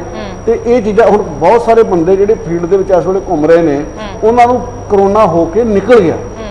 ਉਹ 33-34% ਆਬਾਦੀ ਇਹੀ ਜੀ ਆ ਜਿਨ੍ਹਾਂ ਨੂੰ ਕਰੋਨਾ ਹੋ ਗਿਆ ਲੇਕਿਨ ਉਹਨਾਂ ਨੂੰ ਏਸਿਮਟੋਮੈਟਿਕ ਸੀਗਾ ਤੇ ਜਾਂ ਉਹਦਾ ਇਮਿਊਨਿਟੀ ਸਿਸਟਮ ਇੰਨਾ ਸਟਰੋਂਗ ਸੀਗਾ, ਉਹਨਾਂ ਨੇ ਝੱਲ ਲਿਆ ਉਹਨੂੰ। ਤਾਂ ਕਦੇ ਪਿੰਡਾਂ 'ਚ ਕੀ ਸਾਡੇ ਜ਼ੁਕਾਮ ਹੋ ਗਿਆ, ਖਾਂਸੀ ਹੋ ਗਈ, ਛੋਟੀ ਮੋਟੀ ਗੱਲ ਆ ਵੀ ਕੋਈ ਗੱਲ ਨਹੀਂ, ਝੁਆਰੇ ਉਬਾਲ ਕੇ ਪੀ ਲਓ ਜਾਂ ਲੌਂਗ ਇਲਾਇਚੀਆਂ ਦੀ ਚਾਹ ਪੀ ਲਓ, ਜਾਂ ਰਾਤ ਨੂੰ ਜੇ ਜ਼ੁਕਾਮ ਜ਼ਿਆਦਾ ਹੈਗਾ ਤਾਂ ਸਾਡੇ ਇੱਕ ਦੇਸੀ ਫਾਰਮੂਲਾ ਕਿ ਉਹ ਆਪਣਾ ਗੁੜ ਪਾ ਕੇ ਸੇਵੀਆਂ ਬਣਾ ਕੇ ਰਾਤ ਨੂੰ ਪੀ ਕੇ ਸੌਂ ਜਾਓ, ਪਸੀਨਾ ਲੈ ਲਓ, ਠੀਕ ਹੋ ਜਾਊਗਾ। ਲੇਕਿਨ ਐਦਾਂ ਦੇ ਕੀ ਚੀਜ਼ਾਂ ਜਿਹੜੇ ਲੋਕਾਂ ਨੇ ਨਾਲ ਪ੍ਰੀਕਾਸ਼ਨ ਵੀ, ਕਈ ਲੋਕ ਹਲਦੀ ਰਾਤ ਨੂੰ ਪੀਂਦੇ ਨੇ ਤੇ ਕਈ ਲੋਕ ਲਸਣ ਵੀ ਸਵੇਰੇ ਲੈਂਦੇ ਨੇ, ਕਈ ਲੋਕ ਅਦਰਕ ਵੀ ਜ਼ਿਆਦਾ ਖਾਂਦੇ ਨੇ, ਉਹਨਾਂ ਨੂੰ ਠੀਕ ਵੀ ਹੋ ਜਾਂਦੇ ਨੇ ਉਹ। ਇਸ ਕਰਕੇ ਬਹੁਤੇ ਸਾਰੇ ਲੋਕਾਂ ਨੂੰ ਪਤਾ ਨਹੀਂ ਲੱਗਦਾ। ਜੇ ਹੁਣ ਸਾਡੇ FM ਸਾਹਿਬ ਤੁਹਾਡੇ ਸਾਹਮਣੇ ਬਿਲਕੁਲ ਨਾਰਮਲ ਸੀਗੇ, ਦੇਖੋ ਸਾਰੀ ਫੈਮਿਲੀ ਦਾ ਟੈਸਟ ਨੈਗੇਟਿਵ ਆ, ਉਹਨਾਂ ਦੇ ਇਕੱਲਿਆਂ ਦਾ ਪੋਜ਼ਿਟਿਵ ਆ ਗਿਆ, ਜਦੋਂ ਕਿ ਉਹਨਾਂ ਨੂੰ ਨਾ ਕੋਈ ਬੁਖਾਰ ਆ ਨਾ ਕੁਝ ਹੋ ਰਿਹਾ। ਲੇਕਿਨ ਇਹ ਜਿਹੜਾ ਇਹ ਬਿਮਾਰੀ ਦੇ ਲੱਛਣ ਜਿਹੜੇ ਕਈ ਤਰ੍ਹਾਂ ਦੇ ਨੇ, ਜਿਨ੍ਹਾਂ ਨੂੰ ਕੋਈ ਸਿੰਪਟਮ ਨਹੀਂ ਜੀ, ਜਿਹੜੇ ਟੈਸਟ ਨਹੀਂ ਕਰਾਉਂਦੇ, ਉਹਨਾਂ ਨੂੰ ਤਾਂ ਹੋ ਕੇ ਵੀ ਨਿਕਲ ਗਿਆ ਸੀ, ਪਤਾ ਹੀ ਨਹੀਂ ਲੱਗਦਾ। ਨਹੀਂ, ਲੋਕ ਇਹ ਵੀ ਕਹਿੰਦੇ ਨੇ, ਆਪਾਂ ਗੱਲਬਾਤ ਟੈਸਟਿੰਗ ਦੀ ਕਰ ਰਹੇ ਆਪਾਂ ਅਗਲੇ ਪੁਆਇੰਟ ਤੇ ਵਧਾਂਗੇ, ਤਾਂ ਲੋਕ ਇਹ ਵੀ ਕਹਿੰਦੇ ਨੇ ਕਿ ਹੁਣ ਤਾਂ ਟੈਸਟ ਵੱਧ ਟੈਸਟਿੰਗ ਵਧਾ ਦਿਓ, ਕੇਸ ਵੱਧ ਜਾਣੇ ਨੇ, ਟੈਸਟਿੰਗ ਘਟਾ ਦਿਓ, ਜਿਹੜੇ ਕੇਸ ਨੇ ਉਹ ਘਟ ਜਾਣੇ ਨੇ। ਨਹੀਂ ਇਦਾਂ ਦੀ ਕੇਸ ਘਟਣੇ ਸ਼ੁਰੂ ਹੋ ਗਏ, ਟੈਸਟਿੰਗ ਵਧਾ ਦਈਏ ਫਿਰ ਕੇਸ ਵੱਧ ਜਾਣ। ਇਹ ਜੀ ਕੋਈ ਗੱਲ ਨਹੀਂ, ਤੁਸੀਂ ਵੇਖੋ ਮੈਂ ਤਾਂ ਤੁਹਾਨੂੰ ਦੱਸਿਆ ਲੋਕ ਡਰਦੇ ਟੈਸਟ ਨਹੀਂ ਕਰਾਉਂਦੇ। ਮੈਂ ਤਾਂ ਤੁਹਾਨੂੰ ਦੱਸਿਆ 120 ਤੋਂ ਸਟਾਰਟ ਕੀਤਾ ਸੀ, ਅੱਜ 30,000 ਤੋਂ ਉੱਪਰ ਟੈਸਟ ਹੋ ਰਹੇ ਨੇ, 40,000 ਵੀ ਡੇਲੀ ਹੋ ਰਹੇ ਨੇ। ਸੋ ਇੰਨੇ ਟੈਸਟ ਜਿਹੜੇ ਹੋਣੇ, ਮੈਂ ਨਾ ਪੰਜਾਬ ਦਾ ਦੂਜੀਆਂ ਸਟੇਟਾਂ ਨਾਲ ਉੱਪਰ ਨੰਬਰ ਆ ਪਾਪੂਲੇਸ਼ਨ ਦੇ ਹਿਸਾਬ ਨਾਲ। ਤੁਸੀਂ ਪੰਜਾਬ ਵੇਖ ਲਓ, ਜਿੰਨੀ ਪੰਜਾਬ 'ਚ ਟੈਸਟਿੰਗ ਹੋ ਰਹੀ ਆ, ਬਾਹਰਲੀਆਂ ਸਟੇਟਾਂ ਦੇ ਪੰਜਾਬ ਨਾਲ ਉਹ ਕਰਦੇ ਹੀ ਨਹੀਂ ਪਏ, ਉਹ ਬਹੁਤ ਜ਼ਿਆਦਾ। ਤੇ ਮੈਂ ਮਾਈਂਡ ਨਾ ਕਰਨਾ, ਮੈਂ ਇਹ ਗੱਲ ਦੱਸਣੀ ਨਹੀਂ ਚਾਹੁੰਦਾ ਜਾਂ ਸਾਨੂੰ ਕਹਿਣ ਦੀ ਲੋੜ ਵੀ ਨਹੀਂ ਹੈ, ਉਹ ਡਿਸਕਲੋਜ਼ ਹੀ ਨਹੀਂ ਕਰ ਰਹੇ ਆਪਣਾ ਡਾਟਾ। ਲੇਕਿਨ ਅਸੀਂ ਜੋ ਸਾਡਾ ਅੰਦਰ ਉਹ ਹੀ ਵਾਰ ਹੈ, ਅਸੀਂ ਬਿਲਕੁਲ 100% ਪੂਰੀ ਇਮਾਨਦਾਰੀ ਦਿਆਨਦਾਰੀ ਦੇ ਨਾਲ ਅਸੀਂ ਡਾਟਾ ਲੋਕਾਂ ਸਾਹਮਣੇ ਰੱਖਦੇ ਹਾਂ। ਅੱਜ ਦੀ ਪਿਕਚਰ ਆ ਹੈਗੀ ਆ, ਕਿਉਂਕਿ ਕਈ ਵਾਰੀ ਕੀ ਹੁੰਦਾ ਕਿ ਤੁਸੀਂ ਧੋਖਾ ਖਾ ਸਕਦੇ ਹੋ, ਲੇਕਿਨ ਜਿਹੜਾ ਸਾਡਾ ਸਿਸਟਮ ਆ ਪੂਰਾ ਪਾਰਦਰਸ਼ਤਾ ਦੇ ਨਾਲ ਅਸੀਂ ਕਰ ਰਹੇ ਹਾਂ। ਤੁਸੀਂ ਸਾਡੀ ਕਿਸੇ ਵੀ ਹਸਪੀਟਲ ਜਾਓਗੇ ਜਾਂ ਕਿਸੇ ਵੀ ਟਰਸਟੀ ਕੇਅਰ ਜਾਓਗੇ, ਜਿੰਨੇ ਪੇਸ਼ੈਂਟ ਵੈਂਟੀਲੇਟਰ ਤੇ ਨੇ ਉਹਨੇ ਵੈਂਟੀਲੇਟਰ ਤੇ ਸ਼ੋਅ ਕਰਾਂਗੇ, ਜਿੰਨੇ ਡੈਥ ਤੇ ਡੈਥ ਕਰਾਂਗੇ, ਜਿੰਨੇ ਆਕਸੀਜਨ ਤੇ ਉਹਨਾਂ ਨੂੰ ਅਸੀਂ ਸੇਮ ਡਾਟਾ ਸਾਰਾ ਉਹ ਕਰਦੇ ਹਾਂ। ਵੇਖੋ ਅਸੀਂ ਆਪਣੇ ਹਸਪਤਾਲਾਂ 'ਚ ਜਿਹੜੀ ਸਾਡੇ ਬੈੱਡ ਨੇ ਉੱਥੇ, ਉਹਦੇ ਵਾਸਤੇ ਜੇ ਸਾਡੇ ਕੋਲ ਮੈਡੀਕਲ ਕਾਲਜਾਂ 'ਚ 4,000 ਸਾਡੇ ਕੋਲ ਬੈੱਡ ਦੀ ਕੈਪੈਸਿਟੀ ਆ ਤਿੰਨਾਂ ਮੈਡੀਕਲ ਕਾਲਜਾਂ 'ਚ, ਉਹਦੇ 'ਚੋਂ 1500 ਦੇ ਕਰੀਬ ਸਾਡੇ ਕੋਲ ਜਿਹੜੇ ਨੇ ਆਕਸੀਜਨ ਬੈੱਡ, ਵੈਂਟੀਲੇਟਰ 350 ਦੇ ਕਰੀਬ ਸਾਡੇ ਕੋਲ ਵੈਂਟੀਲੇਟਰਾਂ ਦਾ ਇੰਤਜ਼ਾਮ ਆ। ਸੋ ਹਰ ਤਰ੍ਹਾਂ ਦਾ ਪ੍ਰੋਪਰ ਇਲਾਜ ਜਿਹੜਾ ਕਰੋਨਾ ਦਾ ਅਸੀਂ ਕਰ ਰਹੇ ਹਾਂ, ਫ੍ਰੀ ਕਰ ਰਹੇ ਹਾਂ। ਈਵਨ ਕਿ ਖਾਣਾ ਵੀ ਜਿਹੜਾ ਪੇਸ਼ੈਂਟ ਨੂੰ ਅਸੀਂ ਆਪਣੇ ਚਲੋ ਤਾਂ ਇਸੇ ਗੱਲ ਤੇ ਸਮਝ ਜਾਣੀ ਹੈ, ਤੁਸੀਂ ਕਹਿੰਦੇ ਇੰਤਜ਼ਾਮ ਪੂਰੇ ਨੇ, ਹਰ ਤਰ੍ਹਾਂ ਦਾ ਇੰਤਜ਼ਾਮ ਪੂਰੇ ਇੰਤਜ਼ਾਮ ਜਿਹੜਾ ਇਸ ਲੜਾਈ ਨੂੰ ਲੜਨ ਵਾਸਤੇ ਸਾਡੇ ਕੋਲ ਹਰ ਤਰ੍ਹਾਂ ਦੇ ਅਰੇਂਜਮੈਂਟ ਨੇ। ਸੀਐਮ ਸਾਹਿਬ ਆਪ ਇੱਕ ਹਫ਼ਤੇ 'ਚ ਰਿਵਿਊ ਮੀਟਿੰਗ ਲੈਂਦੇ ਨੇ। ਸੋ ਮੈਂ ਸਮਝਦਾ ਜਿੰਨਾ ਧਿਆਨ ਸਾਡੀ ਪੰਜਾਬ ਸਰਕਾਰ ਨੇ ਕਰੋਨਾ ਨਾਲ ਲਾਇਆ, ਅਸੀਂ ਇਹ ਲੜਾਈ ਜਿੱਤੀ ਸੀ। ਹੁਣ ਤੇ ਦੁਬਾਰਾ ਜਿਹੜਾ ਸ਼ੁਰੂਆਤ, ਫਿਰ ਦੁਬਾਰਾ ਕੇਸ ਵੱਧ ਰਹੇ ਨੇ। ਇਹ ਵੀ ਹੁਣ UK ਤੋਂ ਇਹ ਜਿਹੜਾ ਨਵਾਂ ਜਿਹੜਾ ਨਵਾਂ ਆਇਆ, ਇਹਦੇ ਨਾਲ ਥੋੜੀ ਜਿਹੀ ਮੁਸ਼ਕਿਲ ਇਹ ਆ ਰਹੀ ਆ, ਇਹ ਫੈਲ ਜ਼ਿਆਦਾ ਹੈ। ਪਹਿਲਾਂ ਜਿਹੜਾ ਚਾਈਨਾ ਵਾਲਾ ਸੀਗਾ ਉਹ 2-3 ਲੋਕਾਂ ਤੱਕ ਸੀਮਿਤ ਰਹਿੰਦਾ ਸੀਗਾ, ਹੁਣ ਇਹ 6-7 ਲੋਕਾਂ ਤੱਕ ਜਾ ਰਿਹਾ। ਸੋ ਜੇ ਇੱਕ ਨੂੰ ਹੁੰਦਾ 6-7 ਨਾਲ ਲੈ ਲੈਂਦਾ। ਸੋ ਇਹਦੇ ਜਿਹੜਾ ਫੈਲਾਅ ਜਿਹੜਾ ਜ਼ਿਆਦਾ, ਇਸ ਕਰਕੇ ਕੇਸ ਜਿਹੜੇ ਨੇ ਸਾਡੇ ਵੱਧ ਰਹੇ ਨੇ। ਕੋਈ ਗੱਲ ਨਹੀਂ, ਸਾਡੇ ਕੋਲ ਹਰ ਤਰ੍ਹਾਂ ਦੀ ਸਮਰੱਥਾ ਜਿਹੜੀ ਆ ਪੰਜਾਬ ਸਰਕਾਰ ਕੋਲ। ਤੁਸੀਂ ਨਵੇਂ ਸਟ੍ਰੇਨ ਦੀ ਓਪੀਸੀ ਦੀ ਗੱਲ ਕੀਤੀ ਹੈ ਤਾਂ ਬਲਬੀਰ ਸਿੱਧੂ ਜੀ, ਨਵੇਂ ਸਟ੍ਰੇਨ ਦਾ ਜ਼ਿਕਰ ਕਰੇਗਾ, ਜਲਦੀ ਇਹਦੇ ਤੇ ਵੀ ਕਾਬੂ ਪਾਏਗਾ। ਹਾਂ, ਕੱਲ ਸੀਐਮ ਨੇ ਵੀ ਜ਼ਿਕਰ ਕੀਤਾ। ਤਾਂ ਫਿਲਹਾਲ ਅਸੀਂ ਜਦੋਂ ਪਿਛਲੇ ਸਾਲ ਦੀ ਗੱਲ ਕੀਤੀ ਸੀ, ਪੂਰਾ 1 ਸਾਲ ਬੀਤ ਗਿਆ, ਮਾਰਚ ਦਾ ਹੀ ਮਹੀਨਾ ਸੀ ਪਿਛਲੀ ਵਾਰ, ਤੇ ਨਵੇਂ ਸਟ੍ਰੇਨ ਦੀ ਜਦੋਂ ਗੱਲ ਹੋਈ ਹੈ ਤਾਂ ਜਿਹੜੀ ਤੁਸੀਂ ਵੀ ਜ਼ਿਕਰ ਕੀਤਾ ਸੀ ਕਿ ਯੂਥ ਨੂੰ ਇਫੈਕਟ ਕਰ ਰਿਹਾ ਜ਼ਿਆਦਾ। ਲਾਸਟ ਟਾਈਮ ਅਸੀਂ ਜਿਹੜੀ ਗੱਲ ਕੀਤੀ ਸੀ ਕਿ ਜਾਂ ਤਾਂ ਲੋ ਇਮਿਊਨਿਟੀ ਵਾਲਿਆਂ ਨੂੰ ਖਾਸ ਤੌਰ ਤੇ ਜਾਂ ਬਜ਼ੁਰਗਾਂ ਨੂੰ ਇਫੈਕਟ ਕਰਦਾ, ਜਾਂ ਫਿਰ ਜਿਨ੍ਹਾਂ ਦੀ ਕੋਈ ਮੈਡੀਕਲ ਬੈਕਗ੍ਰਾਉਂਡ ਹੈ, ਮੈਡੀਕਲ ਹਿਸਟਰੀ ਹੈ, ਸ਼ੂਗਰ ਪੇਸ਼ੈਂਟ ਨੇ, ਕਿਡਨੀ ਪੇਸ਼ੈਂਟ ਨੇ। ਪਰ ਇਹ ਬੜੀ ਕਾਫੀ ਜ਼ਿਆਦਾ ਚਿੰਤਾ ਵਾਲੀ ਗੱਲ ਹੈ ਕਿ ਯੂਥ ਨੂੰ ਇਫੈਕਟ ਕਰ ਰਿਹਾ ਹੈ। ਤਾਂ ਉਹ ਇੱਕ ਪਿਕਚਰ ਤੁਸੀਂ ਕਲੀਅਰ ਕਰ ਦਿਓ। ਮੈਂ ਇਹ ਕਰਨਾ ਚਾਹੁੰਦਾ ਕਿ ਵੀ ਜਿਹੜਾ ਯੂਥ ਹੈ ਨਾ, ਉਹ ਥੋੜਾ ਸਾਡਾ ਪੰਜਾਬੀਆਂ ਦੀ ਆਮ ਸਾਡੀ ਫਿਤਰਤ ਬਣੀ ਹੋਈ ਹੈ, ਮੈਨੂੰ ਕੁਝ ਨਹੀਂ ਹੁੰਦਾ। ਕੱਲ ਇੱਕ 24 ਸਾਲ ਦਾ ਬੱਚਾ ਜਿਹੜਾ ਕਿ ਕ੍ਰਿਕਟ ਦਾ ਪਲੇਅਰ ਸੀ, ਉਹ ਪੋਜ਼ਿਟਿਵ ਆਇਆ ਕਿ ਉਹਨਾਂ ਦੀ ਬੇਪਰਵਾਹੀ ਹੈ। ਜਿਹੜੇ ਲੋਕ ਦੇਖੋ, ਇਹ ਬਿਮਾਰੀ ਬੰਦਾ ਜਿਹੜਾ ਮਰਜ਼ੀ ਤਗੜਾ ਹੋਵੇ, ਦਾਰਾ ਸਿੰਘ ਪਹਿਲਵਾਨ ਵਰਗੇ ਵੀ ਵਿਚਾਰੇ ਉਹ ਵੀ ਚਲੇ ਗਏ ਨੇ, ਲੇਕਿਨ ਅਸੀਂ ਇਹਨੂੰ ਲਾਈਟਲੀ ਲੈਣਾ ਚਾਹੀਦਾ। ਸਾਡੇ ਯੂਥ ਨੇ ਇਹਨੂੰ ਲਾਈਟਲੀ ਲਿਆ, ਅੱਜ ਵੀ ਲੈ ਰਹੇ ਨੇ ਕਈ ਜਗ੍ਹਾ ਤੇ। ਜਾਂ ਬਾਜ਼ਾਰਾਂ 'ਚ ਮੋਟਰਸਾਈਕਲਾਂ ਤੇ ਜਾਂ ਸਕੂਟਰਾਂ ਤੇ ਘੁੰਮਦੇ ਨੇ, ਜਾਂ ਬਾਜ਼ਾਰਾਂ 'ਚ ਵੈਸੇ ਜਦੋਂ ਕਾਲਜ ਖੁੱਲ੍ਹ ਗਏ ਸੀਗੇ ਉੱਥੇ ਉਹਨਾਂ ਨੇ ਆਪਣਾ ਸੋਸ਼ਲ ਡਿਸਟੈਂਸ ਨਹੀਂ ਬਣਾਇਆ ਜਾਂ ਮਾਸਕ ਨਹੀਂ ਪਾਇਆ ਜਾਂ ਜਿਹੜੇ ਹੈਂਡ ਸੈਨੀਟਾਈਜ਼ਰ ਕਈ ਲੋਕ ਮਜ਼ਾਕ 'ਚ ਲੈਂਦੇ ਰਹੇ ਨੇ। ਲੇਕਿਨ ਜਦੋਂ ਇਕੱਠ ਵਧਣੇ ਸ਼ੁਰੂ ਹੋ ਗਏ ਤਾਂ ਇਹਦੀ ਸਪਰੈਡ ਵੀ ਵੱਧ ਗਈ ਤੇ ਯੂਥ ਨੂੰ ਜਿਹੜਾ ਬਹੁਤ ਸਵੀਅਰ ਹੈਗਾ ਜਿਹੜਾ ਹੁਣ ਆਇਆ ਹੈਗਾ, ਇਹਦੀ ਜੇ ਆਪਾਂ ਤਾਕਤ 70% ਪਹਿਲਾਂ ਨਾਲੋਂ ਜ਼ਿਆਦਾ ਸਟਰੋਂਗ ਹੈਗਾ ਇਹ। ਤੇ ਇਸ ਕਰਕੇ ਇਹਦੇ ਛੋਟੀ ਉਮਰ ਦੇ ਜਿਹੜੇ ਬੰਦੇ ਉਹਨਾਂ ਨੂੰ ਵੀ ਆਪਣੇ ਜਕੜ 'ਚ ਲੈ ਰਿਹਾ, ਜਿਹੜਾ ਕਿ ਸਾਡੇ ਲਈ ਬਹੁਤ ਫਿਕਰ ਵਾਲੀ ਗੱਲ ਹੈਗੀ ਹੈ। ਸਿੱਧੂ ਸਾਹਿਬ, ਇਹ ਹਰ ਪੁਆਇੰਟ ਦੇ ਉੱਤੇ ਆ ਕੇ ਸੈਂਟਰ ਵਰਸਸ ਸਟੇਟ ਕਿਉਂ ਹੋ ਜਾਂਦਾ? ਮੈਂ ਕੁਝ ਦਿਨ ਪਹਿਲਾਂ ਹੈਲਥ ਮਿਨਿਸਟਰੀ ਦੀ ਇੱਕ ਪ੍ਰੈਸ ਕਾਨਫਰੰਸ ਸੁਣ ਰਿਹਾ ਸੀ, ਜਦੋਂ ਪੰਜਾਬ ਦੇ ਵਿੱਚ ਬਹੁਤ ਸਾਰੇ ਕੇਸਿਸ ਵਧੇ ਨੇ ਤਾਂ ਉਹਨਾਂ ਨੇ ਪੰਜਾਬ ਦਾ ਜ਼ਿਕਰ ਕੀਤਾ ਕਿ ਪੰਜਾਬ ਦੇ ਵਿੱਚ ਲਾਪਰਵਾਹੀ ਵਰਤੀ ਗਈ ਵੱਡੇ ਪੱਧਰ ਉੱਤੇ, ਇਸ ਕਰਕੇ ਪੰਜਾਬ ਦੇ ਵਿੱਚ ਇੰਨੇ ਜ਼ਿਆਦਾ ਕੇਸਿਸ ਆ ਰਹੇ ਨੇ। ਕਿਉਂਕਿ ਪੰਜਾਬ 5-6 ਸੂਬਿਆਂ ਦੇ ਵਿੱਚ ਹੈ, ਮਹਾਰਾਸ਼ਟਰ, ਗੁਜਰਾਤ, ਪੰਜਾਬ, ਜਿੱਥੇ ਬਹੁਤ ਜ਼ਿਆਦਾ ਕੇਸਿਸ ਦੁਬਾਰਾ ਸਾਹਮਣੇ ਆਏ ਨੇ। ਇਹ ਹਰ ਵਾਰੀ, ਕਿਉਂਕਿ ਤੁਹਾਡੇ ਤੋਂ ਪਹਿਲਾਂ ਅਸੀਂ ਜਦੋਂ ਕਿਸਾਨਾਂ ਦੇ ਮੁੱਦੇ ਉੱਤੇ ਗੱਲਬਾਤ ਕਰ ਰਹੇ ਸੀ, ਉੱਥੇ ਵੀ ਇਹੀ ਗੱਲ ਸੀ, ਸਟੇਟ ਵਰਸਸ ਸੈਂਟਰ ਹੋ ਜਾਂਦਾ। ਕਿਉਂ ਹੁੰਦਾ ਕਿ ਸੈਂਟਰ ਦੇਖੋ, ਤੁਸੀਂ ਕਹਿ ਰਹੇ ਸੀ ਕਿ ਦੇਸ਼ ਭਰ ਦੇ ਵਿੱਚ ਗੱਲ ਹੋ ਰਹੀ ਹੈ, ਮੈਂ ਤੁਹਾਨੂੰ ਅੱਜ ਹੈਲਥ ਮਿਨਿਸਟਰੀ ਆ ਕੇ ਕਹਿੰਦੀ ਹੈ ਕਿ ਨਹੀਂ ਜੀ ਪੰਜਾਬੀ ਨੇ। ਮੈਂ ਤੁਹਾਨੂੰ ਇਹ ਗੱਲ ਕਹਿਣੀ ਚਾਹੁੰਦਾ ਕਿ ਜੇ ਸੈਂਟਰ ਵਰਸਸ ਸਟੇਟ, ਜੇ ਅਸੀਂ ਸੈਂਟਰ ਦੀ ਗੱਲ ਕਰਦੇ ਹਾਂ ਤਾਂ ਪਿਛਲੇ 4 ਮਹੀਨੇ ਤੋਂ ਕਿਸਾਨ ਲੱਖ ਦੇ ਕਰੀਬ ਬਾਰਡਰ ਤੇ ਬੈਠਾ ਹੈਗਾ। ਬਿਲਕੁਲ, ਉਹ ਕਿਹਦੀ ਰਿਸਪੌਂਸਿਬਿਲਟੀ ਹੈਗੀ ਆ? ਸੈਂਟਰ ਗਵਰਨਮੈਂਟ ਦੀ ਕੋਈ ਜ਼ਿੰਮੇਵਾਰੀ ਨਹੀਂ ਬਣਦੀ ਕਿ ਸੈਂਟਰ ਗਵਰਨਮੈਂਟ ਨੇ ਆਮ ਤੌਰ ਤੇ ਯੂਕੇ ਵਰਗੇ ਜਾਂ ਵੱਡੇ ਵੱਡੇ ਕੰਟਰੀਆਂ ਨੇ ਆਪਣੇ ਜਿਹੜੇ ਕਾਨੂੰਨ ਸੀ ਉਹਨਾਂ ਨੂੰ ਰੱਦ ਕਰਦੇ ਰਹੇ ਨੇ, ਦੁਬਾਰੇ ਨਵੇਂ ਬਣਦੇ ਰਹੇ ਨੇ। ਕਿ ਉਹ ਇਹ ਤਾਂ ਨਹੀਂ ਕਹਿੰਦੇ ਵੀ ਤੁਸੀਂ ਕਾਨੂੰਨ ਨਾ ਬਣਾਓ, ਲੇਕਿਨ ਜਿਨ੍ਹਾਂ ਨੂੰ ਉਹ ਕਾਨੂੰਨ ਮਾਫ ਕਰਨ ਦੇ ਖਿਲਾਫ ਕਾਨੂੰਨ ਬਣਾ ਕੇ ਅੱਜ 1 ਲੱਖ ਬੰਦੇ ਨੂੰ ਜੋਖਮ 'ਚ ਪਾਇਆ ਹੋਇਆ ਮੋਦੀ ਸਾਹਿਬ ਨੇ, ਤੇ ਕੀ ਉਸ ਸੈਂਟਰ ਦੀ ਰਿਸਪੌਂਸਿਬਿਲਿਟੀ ਫਿਕਸ ਨਾ ਕਰੀਏ? ਇਹ ਜਿਹੜੀ ਚੀਜ਼ਾਂ ਹੈਗੀਆਂ ਨੇ ਸੈਂਟਰ, ਜਿਹੜੇ ਸੈਂਟਰ ਦੀ ਗੱਲ ਸੁਣੋ ਤੁਸੀਂ, GST ਸਾਡਾ, ਅਸੀਂ ਪੈਸੇ ਨੂੰ ਤਰਸ ਰਹੇ ਹਾਂ, ਅਸੀਂ ਪੰਜਾਬ 'ਚ ਇੱਕ ਵੱਡੀ ਲੜਾਈ ਲੜ ਰਹੇ ਹਾਂ। ਜਿਹੜਾ ਸਾਡਾ ਲਾਈਫ ਸਟਾਈਲ ਹੈ ਬਾਕੀ ਸੂਬਿਆਂ ਨਾਲੋਂ ਵੱਖਰਾ, ਸਾਡਾ ਲਿਵ ਜਿਹੜਾ ਉਹ ਕਾਫੀ ਅਪ ਹੈਗਾ, ਅਸੀਂ ਕਾਫੀ ਆਰਾਮ ਪ੍ਰਸਤ ਵੀ ਹੈਗੇ, ਸਾਡੀ ਡਾਈਟ ਬੜੀ ਰਿਚ ਹੈਗੀ ਆ ਤੇ ਐਕਸਰਸਾਈਜ਼ ਸਾਡੀ ਕੋਈ ਹੈ ਨਹੀਂ, ਇਸ ਕਰਕੇ ਸਾਡੇ ਪੋਜ਼ਿਟਿਵਿਟੀ ਵੱਧ ਜਾਂਦੀ ਹੈ। ਸ਼ੂਗਰ ਦੇ ਮਰੀਜ਼ ਜ਼ਿਆਦਾ ਨੇ, ਬਲੱਡ ਪ੍ਰੈਸ਼ਰ ਦੇ ਮਰੀਜ਼ ਜ਼ਿਆਦਾ ਨੇ, ਕਿਡਨੀ ਦੇ ਕੈਂਸਰ ਤੁਹਾਡੇ ਸਾਹਮਣੇ ਕਿ ਪੰਜਾਬ ਦਾ ਪਾਣੀ ਜ਼ਹਿਰੀਲਾ ਹੋ ਚੁੱਕਿਆ ਹੈ, ਪੋਲਿਊਟਡ ਹੋ ਚੁੱਕਿਆ ਹੈ। ਤੇ ਇਹ ਜਿਹੜੀਆਂ ਚੀਜ਼ਾਂ ਨੇ ਸਾਰੀਆਂ ਸੈਂਟਰ ਜੇ ਇੱਕ ਸੈਂਟਰ ਦਾ ਰੋਲ ਇੱਕ ਪਿਤਾ ਵਰਗਾ ਹੁੰਦਾ ਹੈ, ਪਰ ਜੇ ਸੈਂਟਰ ਉਸ ਗੱਲ ਤੋਂ ਮੁਨਕਰ ਹੋ ਜੇ ਫਿਰ ਕਿਸ ਤਰ੍ਹਾਂ ਚੱਲੇ ਕੰਮ? ਨਹੀਂ, ਬਿਲਕੁਲ ਲਾਜ਼ਮੀ ਤੌਰ ਤੇ ਜਿਹੜਾ ਕੋਆਰਡੀਨੇਸ਼ਨ ਦਾ ਚਾਹੀਦਾ। ਪਰ ਮੈਂ ਉਹੀ ਸਵਾਲ ਪੁੱਛਣਾ, ਤੁਹਾਨੂੰ ਲੱਗਦਾ ਕਿ ਨਹੀਂ ਕੋਈ ਲਾਪਰਵਾਹੀ ਹੋਈ ਪੰਜਾਬ ਦੇ ਵਿੱਚ, ਜਿਹੜਾ ਨਵੀਂ ਵੇਵ ਆ ਗਈ ਜਾਂ ਸੈਕੰਡ ਵੇਵ ਜਾਂ ਕਰੋਨਾ ਦੇ ਕੇਸਿਸ ਵਧ ਰਹੇ ਨੇ? ਦੇਖੋ, ਇਹਦਾ ਵਧਣ ਦਾ ਕਾਰਨ ਇਹ ਵੀ ਆ, ਸਾਡੇ ਹੁਣ ਕਾਫੀ ਜਿਸ ਤਰ੍ਹਾਂ ਤੁਸੀਂ ਨਵਾਂ ਸ਼ਹਿਰ ਲੈ ਲਓ, ਹੁਸ਼ਿਆਰਪੁਰ ਲੈ ਲਓ, ਦੁਆਬਾ ਤਾਂ ਬੜਾ ਜ਼ਬਰਦਸਤ ਪ੍ਰਭਾਵਿਤ ਹੈ। ਇਹ ਸਾਰਾ ਹੁਣ ਜਿਹੜਾ ਨਵਾਂ ਸਟੇਨ ਆਇਆ, ਇਹ ਤੁਸੀਂ ਇਹ ਚੀਜ਼ ਮੰਨਦੇ ਹੋ? ਆਪ ਤੁਸੀਂ ਕਹਿ ਰਹੇ ਹੋ ਕਿ ਯੂਕੇ ਬੇਸ, ਹੁਣ ਜਿੰਨੇ ਉੱਥੋਂ ਆ ਰਹੇ ਨੇ ਲੋਕ, ਪੰਜਾਬ ਦੇ ਜਿਹੜੇ ਬਾਹਰ ਗਏ ਨੇ ਲੋਕ ਜਿਹੜੇ ਵਾਪਸ ਆ ਰਹੇ ਨੇ, ਸੋ ਉਹਨਾਂ ਦੇ ਜਿਹੜੇ ਅਸੀਂ ਟੈਸਟ ਕਰਾਏ ਨੇ, ਕਾਫੀ ਲੋਕ ਉਹਨਾਂ ਜੋ ਜਿਹੜੇ ਨੇ ਉਹ ਪੋਜ਼ਿਟਿਵ ਆਏ ਨੇ। ਸੋ ਮੈਂ ਸਮਝਦਾ ਉਹਨਾਂ ਦੇ ਆਉਣ ਕਰਕੇ ਇਹਦਾ ਫਲਾਓ ਵੀ ਬਹੁਤ ਜ਼ਿਆਦਾ, ਇਹ ਜਿਹੜਾ ਨਵਾਂ ਕਰੋਨਾ ਆ ਗਿਆ ਯੂਕੇ ਦਾ, ਸੋ ਇਹਦਾ ਫਲਾਓ ਜ਼ਿਆਦਾ ਹੈ।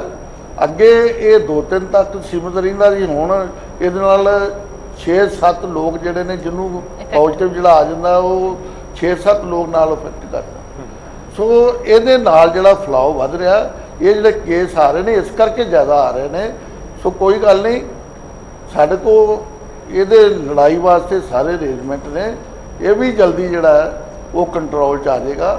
ਸੋ ਅੱਗੇ ਤੁਸੀਂ ਸਿੱਧੂ ਜੀ ਨੇ ਦੱਸਿਆ ਕਿ ਪਰਸੋਂ ਕੇਸ ਜਿਹੜੇ ਸੀ ਜ਼ਿਆਦਾ ਸੀ, ਹੁਣ 300-400 ਕੇਸ ਘਟ ਗਿਆ ਕੱਲ। ਸੋ ਇਸ ਤਰ੍ਹਾਂ ਹੌਲੀ ਹੌਲੀ ਇਹ ਵੀ ਡਾਊਨ ਆਏਗਾ, ਇਹੋ ਜਿਹੀ ਕੋਈ ਗੱਲ ਨਹੀਂ। ਬਿਲਕੁਲ ਉਮੀਦ ਹੈ ਸਰ ਇਹੀ ਹੋਵੇ। ਮੈਂ ਤੁਹਾਡੇ ਡਿਪਾਰਟਮੈਂਟ ਦੇ ਨਾਲ ਇੱਕ ਜੁੜਿਆ ਸਵਾਲ ਜ਼ਰੂਰ ਪੁੱਛਣਾ ਚਾਹੁੰਦਾ। ਬਜਟ ਸਪੀਚ ਦੇ ਵਿੱਚ ਫਾਈਨਾਂਸ ਮਿਨਿਸਟਰ ਕਹਿੰਦੇ ਨੇ, ਮਨਪ੍ਰੀਤ ਬਾਦਲ, ਉਹਨਾਂ ਨੇ ਇੱਕ ਜ਼ਿਕਰ ਕੀਤਾ ਕਿ ਸਾਡਾ ਇਹ ਟਾਰਗੇਟ ਹੈ ਕਿ ਆਉਣ ਵਾਲੇ ਸਾਲਾਂ ਦੇ ਵਿੱਚ ਪੰਜਾਬ 'ਚ ਡਿਸਟ੍ਰਿਕਟ ਹੈੱਡਕੁਆਟਰ ਦੇ ਉੱਤੇ ਮੈਡੀਕਲ ਕਾਲਜ ਹੋਵੇ। ਕੀ ਸਰ ਰੋਡ ਮੈਪ ਹੈ ਉਸਦਾ, ਕਿ ਇਹ ਕਿਵੇਂ ਪੋਸੀਬਿਲਿਟੀ ਹੋ ਸਕਦੀ ਹੈ ਕਿ ਹਰ, ਸੁਣਨ ਨੂੰ ਬੜਾ ਵਧੀਆ ਲੱਗ ਰਿਹਾ ਕਿ ਹਰ ਡਿਸਟ੍ਰਿਕਟ ਦੇ ਵਿੱਚ ਇੱਕ ਮੈਡੀਕਲ ਕਾਲਜ ਹੋਵੇ, ਬਹੁਤ ਵੱਡੀ ਸਹੂਲਤ ਹੈ ਲੋਕਾਂ ਦੇ ਲਈ। ਇਹ ਤੁਸੀਂ ਬਹੁਤ ਵਧੀਆ ਸਵਾਲ ਕੀਤਾ ਹੈ। ਸੋ ਤੁਸੀਂ ਵੇਖੋ, ਆਜ਼ਾਦੀ ਤੋਂ ਪਹਿਲੋਂ ਤੋਂ ਲਾ ਕੇ ਹੁਣ ਤੱਕ ਸਾਡੇ ਕੋਲ 3 ਸਰਕਾਰੀ ਮੈਡੀਕਲ ਕਾਲਜ ਸੀ, ਅੰਮ੍ਰਿਤਸਰ, ਪਟਿਆਲਾ, ਫਰੀਦਕੋਟ ਜੀ। ਅੱਜ CM ਸਾਹਿਬ ਦੀ ਸੋਚ ਸਦਕਾ, ਕਿਉਂਕਿ CM ਸਾਹਿਬ ਦੀ ਸੋਚ ਹੀ ਇਹੋ ਆ ਕਿ ਸਾਡੇ ਪੰਜਾਬ ਦੇ ਜਿਹੜੇ ਨੌਜਵਾਨ ਨੇ, ਸਾਡੇ ਬੱਚੇ ਨੇ, ਉਹ ਪੰਜਾਬ ਦੇ ਡਾਕਟਰ ਬਣ। ਸੋ ਡਾਕਟਰ ਤਾਂ ਹੀ ਬਣ ਸਕਦੇ ਨੇ। ਅੱਜ ਜੇ ਵੇਖਿਆ ਜਾਵੇ ਸਾਡੇ ਕੋਲ ਸਾਰੇ ਪੰਜਾਬ 'ਚ 1425 ਦੇ ਕਰੀਬ ਜਿਹੜੀਆਂ ਨੇ MBBS ਦੀਆਂ ਸੀਟਾਂ ਨੇ, ਚਾਹੇ ਸਰਕਾਰੀ ਨੇ ਚਾਹੇ ਪ੍ਰਾਈਵੇਟ ਨੇ। ਹੁਣ ਜਿਹੜੇ ਨੇ ਸਾਡੀ ਸਰਕਾਰ ਕੈਪਟਨ ਸਾਹਿਬ ਦੀ ਯੋਗ ਅਗਵਾਈ 'ਚ ਜਿਸ ਤਰ੍ਹਾਂ ਐਫਐਮ ਸਾਹਿਬ ਨੇ ਬਿਆਨ ਦਿੱਤਾ ਕਿ ਹਰ ਡਿਸਟ੍ਰਿਕਟ ਅਸੀਂ ਮੈਡੀਕਲ ਕਾਲਜ ਖੋਲ੍ਹਣਾ, ਅਸੀਂ 3 ਨਵੇਂ ਮੈਡੀਕਲ ਕਾਲਜ ਜਿਨ੍ਹਾਂ ਦੀ ਸਾਡੇ ਕੋਲ ਅਪਰੂਵਲ ਆ ਚੁੱਕੀ ਆ, ਮੋਹਾਲੀ, ਹੁਸ਼ਿਆਰਪੁਰ, ਕਪੂਰਥਲਾ ਜੀ 2 ਜਿਹੜੇ ਨੇ ਉਹਨਾਂ ਦੀ ਅਪਰੂਵਲ ਵਾਸਤੇ ਅਸੀਂ ਸੈਂਟਰ ਗਵਰਨਮੈਂਟ ਨੂੰ ਕੇਸ ਸਾਰਾ ਬਣਾ ਕੇ ਉਹਨਾਂ ਦੇ ਭੇਜਤੇ। 5 ਜਿਹੜੇ ਨੇ ਨਵੇਂ ਮੈਡੀਕਲ ਕਾਲਜ ਅਸੀਂ ਖੋਲ੍ਹਣ ਜਾ ਰਹੇ ਹਾਂ। 3 ਜਿਹੜੇ ਨੇ ਉਹਨਾਂ ਦੀ ਸ਼ੁਰੂਆਤ ਜਿਹੜੀ ਮੋਹਾਲੀ ਵਾਲਾ ਉਹ ਅਸੀਂ ਇਸ ਸਾਲ ਚਾਲੂ ਕਰਨ ਜਾ ਰਹੇ ਹਾਂ। ਸਿੱਧੂ ਇਹ ਆਪ ਬੜੀ ਉਹਦੇ ਵਾਸਤੇ ਭਾਈ ਦੌੜ ਕਰ ਰਹੇ ਨੇ। ਸੋ ਮੋਹਾਲੀ ਵਾਲਾ ਤੇ ਇਸੇ ਸਾਲ ਅਸੀਂ ਕਲਾਸਾਂ ਲਾ ਰਹੇ ਨੇ ਜੀ, ਤੇ ਕਪੂਰਥਲਾ ਤੇ ਹੁਸ਼ਿਆਰਪੁਰ ਇਹ ਦੋਵੇਂ ਮੈਡੀਕਲ ਕਾਲਜ ਜਿਹੜੇ ਨੇ ਅਸੀਂ 22-23 ਚ ਇਹ ਸਟਾਰਟ ਕਰ ਦਿੰਦੇ ਨੇ। ਸੋ 2 ਜਿਹੜੇ ਨੇ ਗੁਰਦਾਸਪੁਰ ਤੇ ਮਲੇਰਕੋਟਲਾ ਇਹਨਾਂ ਦੀ ਅਸੀਂ ਫਾਈਲਾਂ ਆਲਰੇਡੀ ਸਾਰਾ ਕੇਸ ਮੁਕੰਮਲ ਕਰਕੇ ਸੈਂਟਰ ਦੀ ਅਪਰੂਵਲ ਵਾਸਤੇ ਸੈਂਟਰ ਨੂੰ ਭੇਜ ਕੇ ਉਹ ਵੀ ਆ ਜਾਏਗੀ, ਉਹ ਵੀ ਅਸੀਂ ਸ਼ੁਰੂ ਕਰ ਦੇਣੇ। ਜਿਹੜੇ 3 ਨੇ ਉਹ ਅਸੀਂ 1000 ਕਰੋੜ ਰੁਪਏ ਦੀ ਲਾਗਤ ਨਾਲ ਅਸੀਂ ਸਟਾਰਟ ਜਿਹੜੇ ਨੇ, ਇੱਕ ਤਾਂ ਸਟਾਰਟ ਹੀ ਹੋ ਗਿਆ ਮੋਹਾਲੀ ਵਾਲਾ, 2 ਅਸੀਂ 22-23 ਚ ਅਸੀਂ ਸਟਾਰਟ ਨੂੰ ਟਾਈਮ ਲੱਗਦਾ। ਸੋ ਇਹਦੀਆਂ ਕਲਾਸਾਂ ਜਿਹੜੀਆਂ ਨੇ ਅਸੀਂ 22-23 ਚ ਉਹਨਾਂ ਦੀਆਂ ਸਟਾਰਟ ਕਰ ਦੇਣੀਆਂ। ਅਸੀਂ ਡਬਲ ਕਪੈਸਿਟੀ ਜਿਹੜੀ ਡਬਲ ਸੀਟਾਂ ਅਸੀਂ ਕਰਨ ਜਾ ਰਹੇ ਹਾਂ ਪੰਜਾਬ ਸਰਕਾਰ, ਇਹ ਸਾਰੀ ਸਰਕਾਰ ਦੀ ਜਿਹੜੀ ਇਹ ਸੋਚ ਸੀ ਕਿ ਅਸੀਂ 3000 ਦੇ ਕਰੀਬ ਜਿਹੜੀਆਂ MBBS ਦੀਆਂ ਸੀਟਾਂ ਜਿਹੜੀਆਂ ਨੇ ਉਹ ਅਸੀਂ ਪੰਜਾਬ 'ਚ ਕਰਨੀਆਂ ਨੇ। ਫਿਰ ਅਸੀਂ ਦੁਬਾਰਾ ਜਿਹੜੀ ਕਿਉਂਕਿ 1 ਸਾਲ ਸਰਕਾਰ ਇਸ ਤਰ੍ਹਾਂ ਰਹਿ ਗਿਆ, ਅਗਲੇ ਸਾਲ ਪ੍ਰਮਾਤਮਾ ਕਰੇ ਫਿਰ ਕੈਪਟਨ ਸਾਹਿਬ ਦੀ ਰਹਿਨਮਾਈ 'ਚ ਪੰਜਾਬ 'ਚ ਸਰਕਾਰ ਕਾਂਗਰਸੀ ਬਣਨੀ ਆ। ਅਸੀਂ ਜੋ ਕਿਹਾ ਹਰ ਡਿਸਟ੍ਰਿਕਟ 'ਚ ਇੱਕ ਮੈਡੀਕਲ ਕਾਲਜ ਜਿਹੜਾ ਅਸੀਂ ਜ਼ਰੂਰ ਮੈਂ ਉਹੀ ਕਿਹਾ ਸੀ ਕਿ ਤਾਂ ਕਿ ਸਾਡੇ ਵਧੀਆ ਲੱਗਦਾ ਕਿ ਹਰ ਜਗ੍ਹਾ ਡਿਸਟ੍ਰਿਕਟ ਦੇ ਵਿੱਚ ਮੈਡੀਕਲ ਕਾਲਜ ਅਸੀਂ ਪ੍ਰੈਕਟੀਕਲ ਅਸੀਂ ਕਰਨਾ ਜੀ। ਅਸੀਂ 5 ਜਿਹੜੇ ਨੇ ਐਡ ਕਰ ਰਹੇ ਹਾਂ, 3 ਪਹਿਲੋਂ 5 ਅਸੀਂ ਇਹ ਤੁਸੀਂ ਵੇਖੋ ਵੀ 75 ਸਾਲ ਦੇ ਕਰੀਬ ਹੋ ਗਿਆ ਦੇਸ਼ ਦੀ ਆਜ਼ਾਦੀ। ਇਹ ਕਿਹਦੀ ਸੋਚ ਆ? ਕੈਪਟਨ ਅਮਰਿੰਦਰ ਸਿੰਘ ਦੀ ਸੋਚ ਆ। ਸੋ ਮੈਂ ਸਮਝਦਾ ਕਿ 5 ਜਿਹੜੇ ਨੇ ਮੈਡੀਕਲ ਕਾਲਜ ਬੜੀ ਵੱਡੀ ਪ੍ਰਾਪਤੀ। ਨਹੀਂ ਠੀਕ ਹੈ, ਮੈਂ ਇੱਕ ਹੋਰ ਛੋਟਾ ਜਿਹਾ ਐਡ ਕਰਵਾਉਣਾ ਹੈ। ਅੰਮ੍ਰਿਤ ਦਾ ਸਵਾਲ ਹੈ, ਸਿੱਧੂ ਸਾਹਿਬ ਵੀ ਕੁਝ ਕਹਿਣਾ ਚਾਹ ਰਹੇ ਨੇ। ਮੈਂ ਇਸ ਸੈਸ਼ਨ ਤੋਂ ਪਹਿਲਾਂ ਕੁਝ ਮੇਰੇ ਫੈਮਿਲੀ ਮੈਂਬਰਸ ਨੇ ਜਿਹੜੇ ਡਾਕਟਰੀ ਕਰ ਰਹੇ ਨੇ, MBBS ਕਰ ਰਹੇ ਨੇ, ਫੀਸ ਨੂੰ ਲੈ ਕੇ ਬੱਚਿਆਂ ਦੇ ਵਿੱਚ ਬੜੇ ਸਵਾਲ ਹੈ। ਉਹ ਜੇਕਰ ਤੁਸੀਂ ਕਲੀਅਰ ਕਰ ਸਕੋ। ਮੇਰੀ ਗੱਲ ਹੋ ਰਹੀ ਸੀ ਕਿ 2006 ਦੇ ਵਿੱਚ ਜਿਹੜੀ 12-13 ਰੁਪਏ ਮੈਰਿਟ ਦੇ ਉੱਤੇ ਜਨਰਲ ਕੈਟਾਗਰੀ ਦੀ ਜਿਹੜੀ ਫੀਸ ਹੈ ਉਹ ਅੱਜ 80,000 ਤੇ ਪਹੁੰਚ ਗਈ। ਫਾਈਨਲ ਈਅਰ ਦੇ ਵਿੱਚ 1.25 ਲੱਖ ਰੁਪਏ ਦੇ ਉੱਤੇ ਹੈਗੀ ਹੈ ਕਿ ਫੀਸਾਂ ਬਹੁਤ ਵਧੀਆ ਨੇ ਪੰਜਾਬ ਦੇ ਵਿੱਚ। ਫੀਸਾਂ ਵਧੀਆ ਨਹੀਂ, ਇਹ ਪਤਾ ਨਹੀਂ ਕਿਉਂ ਕਹਿ ਰਹੇ ਨੇ। ਫੀਸਾਂ ਅਸੀਂ ਘਟਾਈਆਂ ਵੀ ਨੇ। ਤੁਸੀਂ ਵੇਖੋ ਫੀਸਾਂ ਲੈ ਕੇ ਸਟੂਡੈਂਟਸ ਦੇ ਬੜੇ ਬਿਆਨ ਆਉਂਦੇ ਰਹੇ ਨੇ ਪਿਛਲੇ ਸਮੇਂ 'ਚ। ਮੈਂ ਦੱਸ ਰਿਹਾ ਜੀ, ਜਿੱਥੋਂ ਤੱਕ ਸਰਕਾਰੀ ਫੀਸਾਂ ਦਾ ਸਵਾਲ ਹੈ, ਜਿਹੜੇ ਸਰਕਾਰੀ ਸਾਡੇ ਮੈਡੀਕਲ ਕਾਲਜ ਨੇ ਉਹ 4.5 ਲੱਖ ਦੇ ਕਰੀਬ ਸੀ ਪੂਰੇ ਕੋਰਸ ਦੀ। ਪਹਿਲੋਂ ਅੱਜ ਤੋਂ ਸਾਲ ਪਹਿਲੋਂ ਸਾਡੀ ਜਿਹੜੀ ਫੀਸ ਸੀਗੀ ਸਰਕਾਰੀ ਮੈਡੀਕਲ ਕਾਲਜ ਦੀ ਉਹ 4,70,000 ਦੇ ਕਰੀਬ ਸੀ ਪੂਰੇ ਕੋਰਸ ਦੀ ਜੀ। ਹੁਣ ਅਸੀਂ ਥੋੜੀ ਵਧਾਈ ਆ, ਹੁਣ ਅਸੀਂ ਇਹ 7.5 ਲੱਖ ਰੁਪਈਆ 4.5 ਸਾਲਾਂ ਦਾ ਪੂਰੇ ਕੋਰਸ ਦਾ 7.5 ਲੱਖ ਰੁਪਈਆ। ਇੱਕ ਡਾਕਟਰ ਬਣਾਉਣ ਵਾਸਤੇ ਸਰਕਾਰ ਦਾ 15-20 ਲੱਖ ਰੁਪਈਆ ਪੂਰੇ ਕੋਰਸ ਦਾ ਆਪਣਾ ਖਰਚ ਆਉਂਦਾ। ਸੋ ਅਸੀਂ ਤਾਂ ਕੋਈ ਫੀਸ ਜ਼ਿਆਦਾ ਹੈ ਨਹੀਂ। ਤੁਸੀਂ ਆਪ ਵੇਖੋ ਵੀ 7.5 ਲੱਖ ਰੁਪਈਆ ਇੱਕ ਡਾਕਟਰ ਬਣਾਉਣ ਲੱਗਿਆ ਜਿਹੜਾ ਉਹ ਲੱਗਦਾ। ਜਿਹੜੀ ਪ੍ਰਾਈਵੇਟ ਫੀਸ ਆ ਉਹ ਜਿਹੜਾ ਸਰਕਾਰੀ ਸਾਡਾ ਕੋਟਾ ਉਹਦੀ ਜਿਹੜੀ ਆ 50% ਜਿਹੜਾ ਕੋਟਾ ਹੁੰਦਾ ਸਰਕਾਰੀ, ਉਹਦੀ ਫੀਸ ਜਿਹੜੀ ਆ 18.5 ਲੱਖ ਰੁਪਈਆ ਪੂਰੇ ਕੋਰਸ ਦੀ 4.5 ਸਾਲਾਂ ਦੀ। ਜਿਹੜੇ ਤੁਸੀਂ 70-80 ਲੱਖ ਦੀ ਗੱਲ ਕਰਦੇ ਹੋ ਪ੍ਰਾਈਵੇਟ ਸਾਡੇ ਜਿਹੜੇ ਕਾਲਜ ਨੇ ਉਹਨਾਂ ਦੀ ਫੀਸ ਵੀ ਅਸੀਂ 47 ਲੱਖ ਰੁਪਈਆ ਜਿਹੜਾ ਇਹਨਾਂ ਦੀ ਮੈਨੇਜਮੈਂਟ ਸੀਟ ਪੇਡ ਸੀਟਾਂ ਜਿਹੜੀਆਂ ਉਹਦਾ ਅਸੀਂ 70 ਲੱਖ ਤੋਂ ਘਟਾ ਕੇ 47 ਲੱਖ ਰੁਪਈਆ ਸਰਕਾਰ ਨੇ ਕਰਤਾ। ਹੁਣੀ ਪਿਛਲੀ ਵਿਧਾਨ ਸਭਾ 'ਚ ਅਸੀਂ ਇਹ ਬਿੱਲ ਪਾਸ ਕੀਤਾ ਸੀਗਾ। ਸੋ ਜਿਹੜੇ ਪ੍ਰਾਈਵੇਟ ਕਾਲਜ ਨੇ ਉਹਨਾਂ ਦੀ ਫੀਸ ਜਿਹੜੀ ਆ ਅਸੀਂ 47 ਲੱਖ ਤੱਕ ਜਿਹੜੀ ਆ ਪੂਰੇ ਕੋਰਸ ਦੀ ਅਸੀਂ ਕੀਤੀ ਆ। ਕੋਈ ਜ਼ਿਆਦਾ ਫੀਸਾਂ ਨਹੀਂ।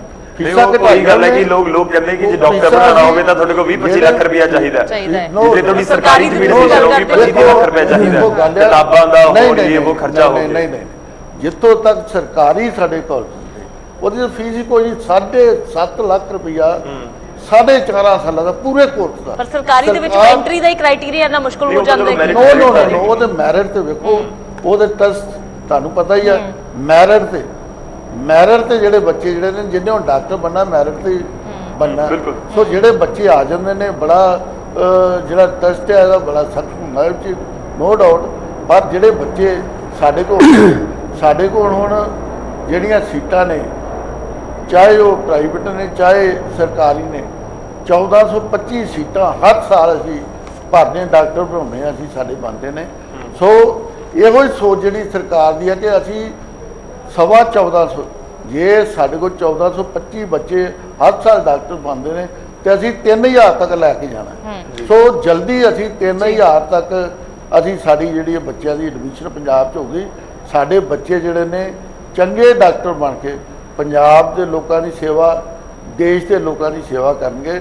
ਸੋ ਇਹ ਬੜੀ ਚੰਗੀ ਸਰਕਾਰ ਦੀ ਜਿਹੜੀ ਸੋਚ ਕੈਪਟਨ ਸਾਹਿਬ ਦੀ ਕਿ ਸਾਡੇ ਨੌਜਵਾਨ ਬੱਚੇ ਜਿਹੜੇ ਨੇ ਉਹ ਡਾਕਟਰ ਬਣਨ ਪੰਜਾਬ ਬਿਲਕੁਲ, ਦੇ। ਤਾਂ ਲੋੜ ਵੀ ਉਮੀਦ ਅਸੀਂ ਵੀ ਕਰਦੇ ਲੋੜ ਕਿ ਵੀ ਸੀਟਾਂ ਪੰਜਾਬ ਜ਼ਰੂਰ ਦੀ ਆ। ਵਧਣਗੀਆਂ, ਕਿਉਂਕਿ ਜਿਵੇਂ ਗੌਰਵ ਨੇ ਕਿਹਾ ਉਹਦੇ ਨਾਲ ਵੇਖੋ ਜੇ ਅਸੀਂ ਡਾਕਟਰ ਬਣਾਉਣੇ ਨੇ ਉਹਦੇ ਨਾਲ ਉਹਨਾਂ ਨੂੰ ਰੁਜ਼ਗਾਰ ਵੀ ਚਾਹੀਦਾ, ਨੌਕਰੀਆਂ ਵੀ ਚਾਹੀਦੀਆਂ। ਅਸੀਂ ਨਾਲ ਹਸਪੀਟਲ ਜਿਹੜਾ 500 ਬੈੱਡਡ ਹਸਪੀਟਲ ਇਹਦੇ ਨਾਲ ਅਸੀਂ ਬਣਾ ਰਹੇ ਹਾਂ ਮੈਡੀਕਲ ਕਾਲਜਾਂ ਦੇ ਨਾਲ ਕਿਉਂਕਿ ਜ਼ਰੂਰੀ ਆ।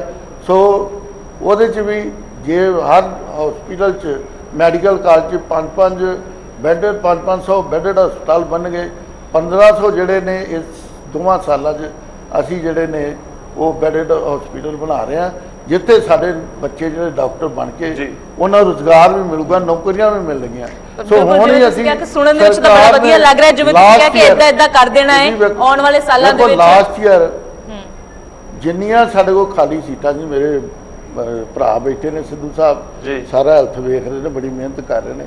ਸੋ ਅਸੀਂ ਹੈਲਥ 'ਚ ਤੇ ਮੈਡੀਕਲ ਐਜੂਕੇਸ਼ਨ 'ਚ ਵੀ ਜਿੰਨੀਆਂ ਪੋਸਟਾਂ ਖਾਲੀ ਸੀਗੀਆਂ ਸਭ ਤੋਂ ਪਹਿਲੋਂ ਕੈਬਨਿਟ ਨੇ ਸੀਐਮ ਸਾਹਿਬ ਨੇ ਪਹਿਲ ਦਿੱਤੀ ਆ ਕਿ ਹੈਲਥ 'ਚ ਚਾਹੇ ਮੈਡੀਕਲ ਐਜੂਕੇਸ਼ਨ 'ਚ ਕੋਈ ਪੋਸਟ ਜਿਹੜੀ ਆ ਚਾਹੇ ਡਾਕਟਰ ਨੇ ਚਾਹੇ ਸਾਡੀਆਂ ਨਰਸਿਸ ਨੇ ਚਾਹੇ ਪੈਰਾਮੈਡੀਕਲ ਸਟਾਫ ਹੈ ਸਾਰੀਆਂ ਭਰਤੀਆਂ ਅਸੀਂ ਕੀਤੀਆਂ ਨੇ ਜੀ।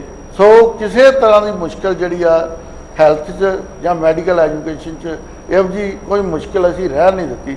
ਤੁਸੀਂ ਵੇਖੋ ਕਿੰਨਾ ਇੰਪਰੂਵ ਕੀਤਾ, ਕਿੰਨੀ ਇੰਪਰੂਵਮੈਂਟ ਹੋਈ ਆ 4 ਸਾਲਾਂ 'ਚ ਹੈਲਥ 'ਚ ਮੈਡੀਕਲ ਐਜੂਕੇਸ਼ਨ। ਮੈਂ ਉਸ ਪੁਆਇੰਟ ਮਿਸਾਲ ਆ ਇੱਕ ਮਿਸਾਲ ਹੈ ਤੁਸੀਂ ਆਪ ਚਲੋ ਆਪਾਂ ਉਸ ਪੁਆਇੰਟ ਦੇ ਉੱਤੇ ਆਵਾਂਗੇ ਕਿਉਂਕਿ ਦਿੱਲੀ ਦੇ ਨਾਲ ਕੰਪੇਅਰ ਬਹੁਤ ਕੀਤਾ ਜਾਂਦਾ ਹੈ ਆਮ ਆਦਮੀ ਪਾਰਟੀ। ਸਰ ਤੁਸੀਂ ਕੁਝ ਕਹਿਣਾ ਚਾਹ ਰਹੇ? ਮੈਂ ਇਹ ਕਹਿਣਾ ਚਾਹੁੰਦਾ ਸੀਗਾ ਕਿ ਜਿਵੇਂ ਸੋਨੀ ਸਾਹਿਬ ਨੇ ਕਿਹਾ ਵੀ ਜਿਹੜੇ ਮੈਡੀਕਲ ਕਾਲਜ ਨੇ ਇਹ ਸਾਡੀ ਇਸ ਵੇਲੇ ਡਿਮਾਂਡ ਹੈ, ਜ਼ਰੂਰਤ ਹੈਗੀ ਹੈ। ਸਾਡੇ ਕੋਲੇ ਅੱਜ ਵੀ ਬਹੁਤ ਵੱਡੀ ਘਾਟ ਹਸਪੀਟਲਾਂ ਦੇ ਵਿੱਚ ਜਿਹੜੇ ਸਪੈਸ਼ਲਿਸਟ ਨੇ ਜਾਂ ਸਰਜਨ ਨੇ ਉਹਨਾਂ ਦੀ ਰਹਿੰਦੀ ਹੈ। 800 ਕੁਛ ਪੋਸਟਾਂ ਦੀ ਅਸੀਂ ਹੁਣੇ ਐਡ ਦਿੱਤੀ, 848 ਪੋਸਟਾਂ ਨਵੀਆਂ ਕੱਢੀਆਂ ਨੇ ਅਸੀਂ।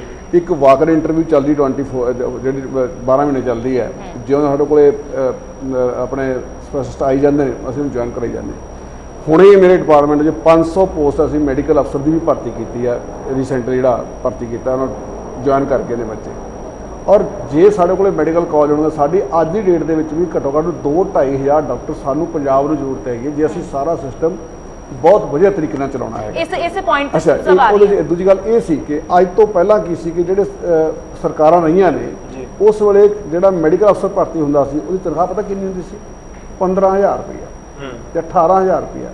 ਅਸੀਂ ਜਿਹੜਾ ਹੁਣ ਜੁਆਇਨ ਕਰਾਏ ਨੇ ਉਹਨਾਂ ਬੱਚਿਆਂ ਦੀ ਸਟਾਰਟਿੰਗ ਪੇ ਜਿਹੜੀ ਆ ਉਹ 56,000 ਤੋਂ ਕੀਤੀ ਆ ਤੇ 56,000 ਮੀਨਸ 70-80,000 ਰੁਪਇਆ। ਪਹਿਲਾਂ ਬੜੀ ਮੁਸ਼ਕਿਲਾਂ ਨੂੰ 30-35,000 ਰੁਪਏ ਦਿੰਦੇ ਸੀ। ਇਹ ਕੈਪਟਨ ਅਮਰਿੰਦਰ ਸਿੰਘ ਹੀ ਹੈ ਜਿਹੜਾ ਕਿ ਇਸ ਗੱਲ ਨੂੰ ਸਮਝਦਾ। ਹੁਣ ਅਸੀਂ ਤੁਸੀਂ ਫੀਸ ਦੀ ਗੱਲ ਕਰਦੇ ਸੀ ਭਾਈ ਸਾਹਿਬ ਨਾਲ ਕਿ ਜਿਹੜਾ ਇੱਕ ਸਪੈਸ਼ਲਿਸਟ ਹੈਗਾ ਜਾਂ ਇੱਕ ਪ੍ਰੋਫੈਸਰ ਹੈਗਾ ਉਹਦੀ ਘੱਟੋ ਘੱਟ ਵੀ 2.5 ਲੱਖ ਤੋਂ ਘੱਟ ਸੈਲਰੀ ਨਹੀਂ ਹੋ ਸਕਦੀ। ਜਿੰਨਾ ਉਹਦਾ ਖਰਚਾ ਆਉਂਦਾ 2.5 ਲੱਖ ਤੋਂ ਘੱਟ ਉਹ ਨਹੀਂ ਹੁੰਦਾ ਕਿ ਉਹ ਬਾਹਰਲੇ ਜਿਹੜੇ ਪ੍ਰਾਈਵੇਟ ਹਸਪੀਟਲ ਨੇ ਉਹ ਬਹੁਤ ਜ਼ਿਆਦਾ ਚੰਗੀ ਪੇ ਦਿੰਦੇ ਨੇ ਤੇ ਉਹ ਫਿਰ ਸਰਕਾਰੀ ਜਿਹੜੀ ਸਾਡੀ ਫੈਸਿਲਿਟੀ ਦੇ ਵਿੱਚ ਨਹੀਂ ਆਉਂਦੇ। ਤੇ ਜੇ ਅਸੀਂ ਅੱਛੇ ਵੱਧ ਡਾਕਟਰ ਪੈਦਾ ਕਰ ਲਾਂਗੇ ਔਰ ਚੰਗੀ ਕੁਆਲਿਟੀ ਦੇ ਪੈਦਾ ਕਰ ਲਾਂਗੇ ਅਸੀਂ ਆਪਣੇ ਸਮਾਜ ਤੇ ਪੰਜਾਬ ਦੀ ਸਿਹਤ ਸੰਭਾਲਾਂਗੇ। ਇਹ ਸਾਡੇ ਕੈਪਟਨ ਸਰਕਾਰ ਦਾ ਵਾਅਦਾ। ਇਸ ਨਾਲ ਰਿਲੇਟਡ ਸਵਾਲ ਹੈ। ਚਲੋ ਅਸੀਂ ਜ਼ਿਆਦਾ ਨਹੀਂ ਸੀ ਪਿਛਲੇ 25 ਸਾਲਾਂ ਦੀ ਗੱਲ ਕਰ ਲੈਂਦੇ ਕਿਉਂਕਿ ਉਸ ਤੋਂ ਪਹਿਲਾਂ ਤਾਂ 1 ਸਾਲ ਰਿਹਾ ਹੈ ਪ੍ਰਕਾਸ਼ ਸਿੰਘ ਬਾਦਲ ਦਾ ਟੈਨਰ, ਇੱਕ ਵਾਰ 3 ਸਾਲ ਵੀ ਰਿਹਾ ਪਰ ਸਿਰਫ ਪਿਛਲੇ 25 ਸਾਲਾਂ ਦੀ ਗੱਲ ਕਰ ਰਹੀ ਹੈ। 15 ਸਾਲ ਪ੍ਰਕਾਸ਼ ਸਿੰਘ ਬਾਦਲ ਮੁੱਖ ਮੰਤਰੀ ਰਹੇ ਨੇ, ਅਕਾਲੀਆਂ ਨੇ ਰਾਜ ਕੀਤਾ, 10 ਸਾਲ ਤਕਰੀਬਨ ਤੁਹਾਡੀ ਸਰਕਾਰ ਨੂੰ ਹੋ ਗਏ ਨੇ।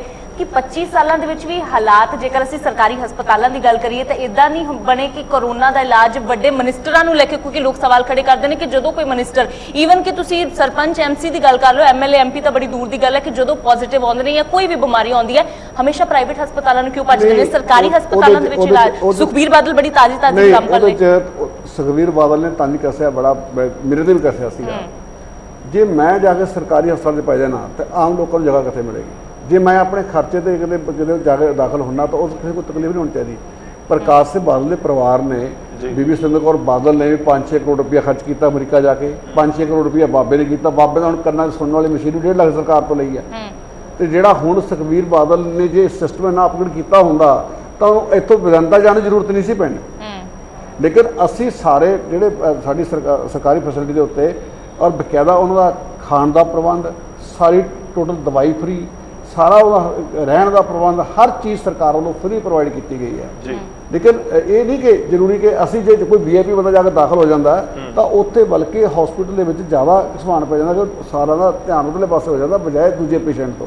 ਤੇ ਮੈਂ ਤਕਰੀਬਨ ਸਾਰੇ ਪੰਜਾਬ ਦੇ ਵਿੱਚ ਜਦੋਂ ਕਰੋਨਾ ਸੀਗਾ, ਮੈਂ ਧੂਰੀ ਤੋਂ ਮੈਨੂੰ ਕੋਵਿਡ ਹੋਇਆ, ਮੈਂ ਕੋਵਿਡ ਕੇਅਰ ਸੈਂਟਰ 'ਚ ਚਲਾ ਗਿਆ ਸੀ। ਮੈਨੂੰ ਨਹੀਂ ਸੀ ਪਤਾ ਵੀ ਉੱਥੇ ਕਿੰਨਾ ਤਸਵੀਰ ਉਹ ਹੈਗੇ ਨੇ, ਲੇਕਿਨ ਸਾਰੇ ਪੰਜਾਬ ਦੇ ਮੈਂ ਇਕੱਲੇ ਉਸ ਕੇਅਰ ਸੈਂਟਰ 'ਚ ਜਾ ਕੇ ਆਇਆ ਔਰ ਕਿਦਾਂ ਉਹ ਸਾਰੇ ਪ੍ਰਬੰਧ ਨੇ, ਪੀਣ ਵਾਲੇ ਪਾਣੀ ਦਾ ਪ੍ਰਬੰਧ ਕਿਦਾਂ। ਗਰਮੀ ਬੜੀ ਆ ਗਈ ਸੀ ਮਈ ਜੂਨ ਦੇ। ਤੁਸੀਂ ਕਹਿੰਦੇ ਤੁਸੀਂ ਲੋਕਾਂ ਕਰਕੇ ਨਹੀਂ ਜਾਂਦੇ ਕਿ ਆਮ ਲੋਕਾਂ ਨੂੰ ਸਹੂਲਤ ਮਿਲੇ, ਸਾਰਾ ਸੈਂਟਰ ਆਫ ਅਟਰੈਕਸ਼ਨ ਸਾਡੇ ਤੇ ਨਾ ਹੋ ਜਿਹੜਾ ਜਾਵੇ। ਬੰਦਾ ਅਫੋਰਡ ਕਰ ਸਕਦਾ ਉਹ ਸਰਕਾਰੀ ਜਾਂਦਾ, ਜਿਹੜਾ ਪ੍ਰਾਈਵੇਟ ਜਾਂਦਾ, ਜਿਹੜਾ ਬੰਦਾ ਨਹੀਂ ਅਫੋਰਡ ਕਰ ਸਕਦਾ ਉਹਨਾਂ ਸਾਰਾ ਸਰਕਾਰੀ ਫੈਸਿਲਿਟੀ ਦੇ।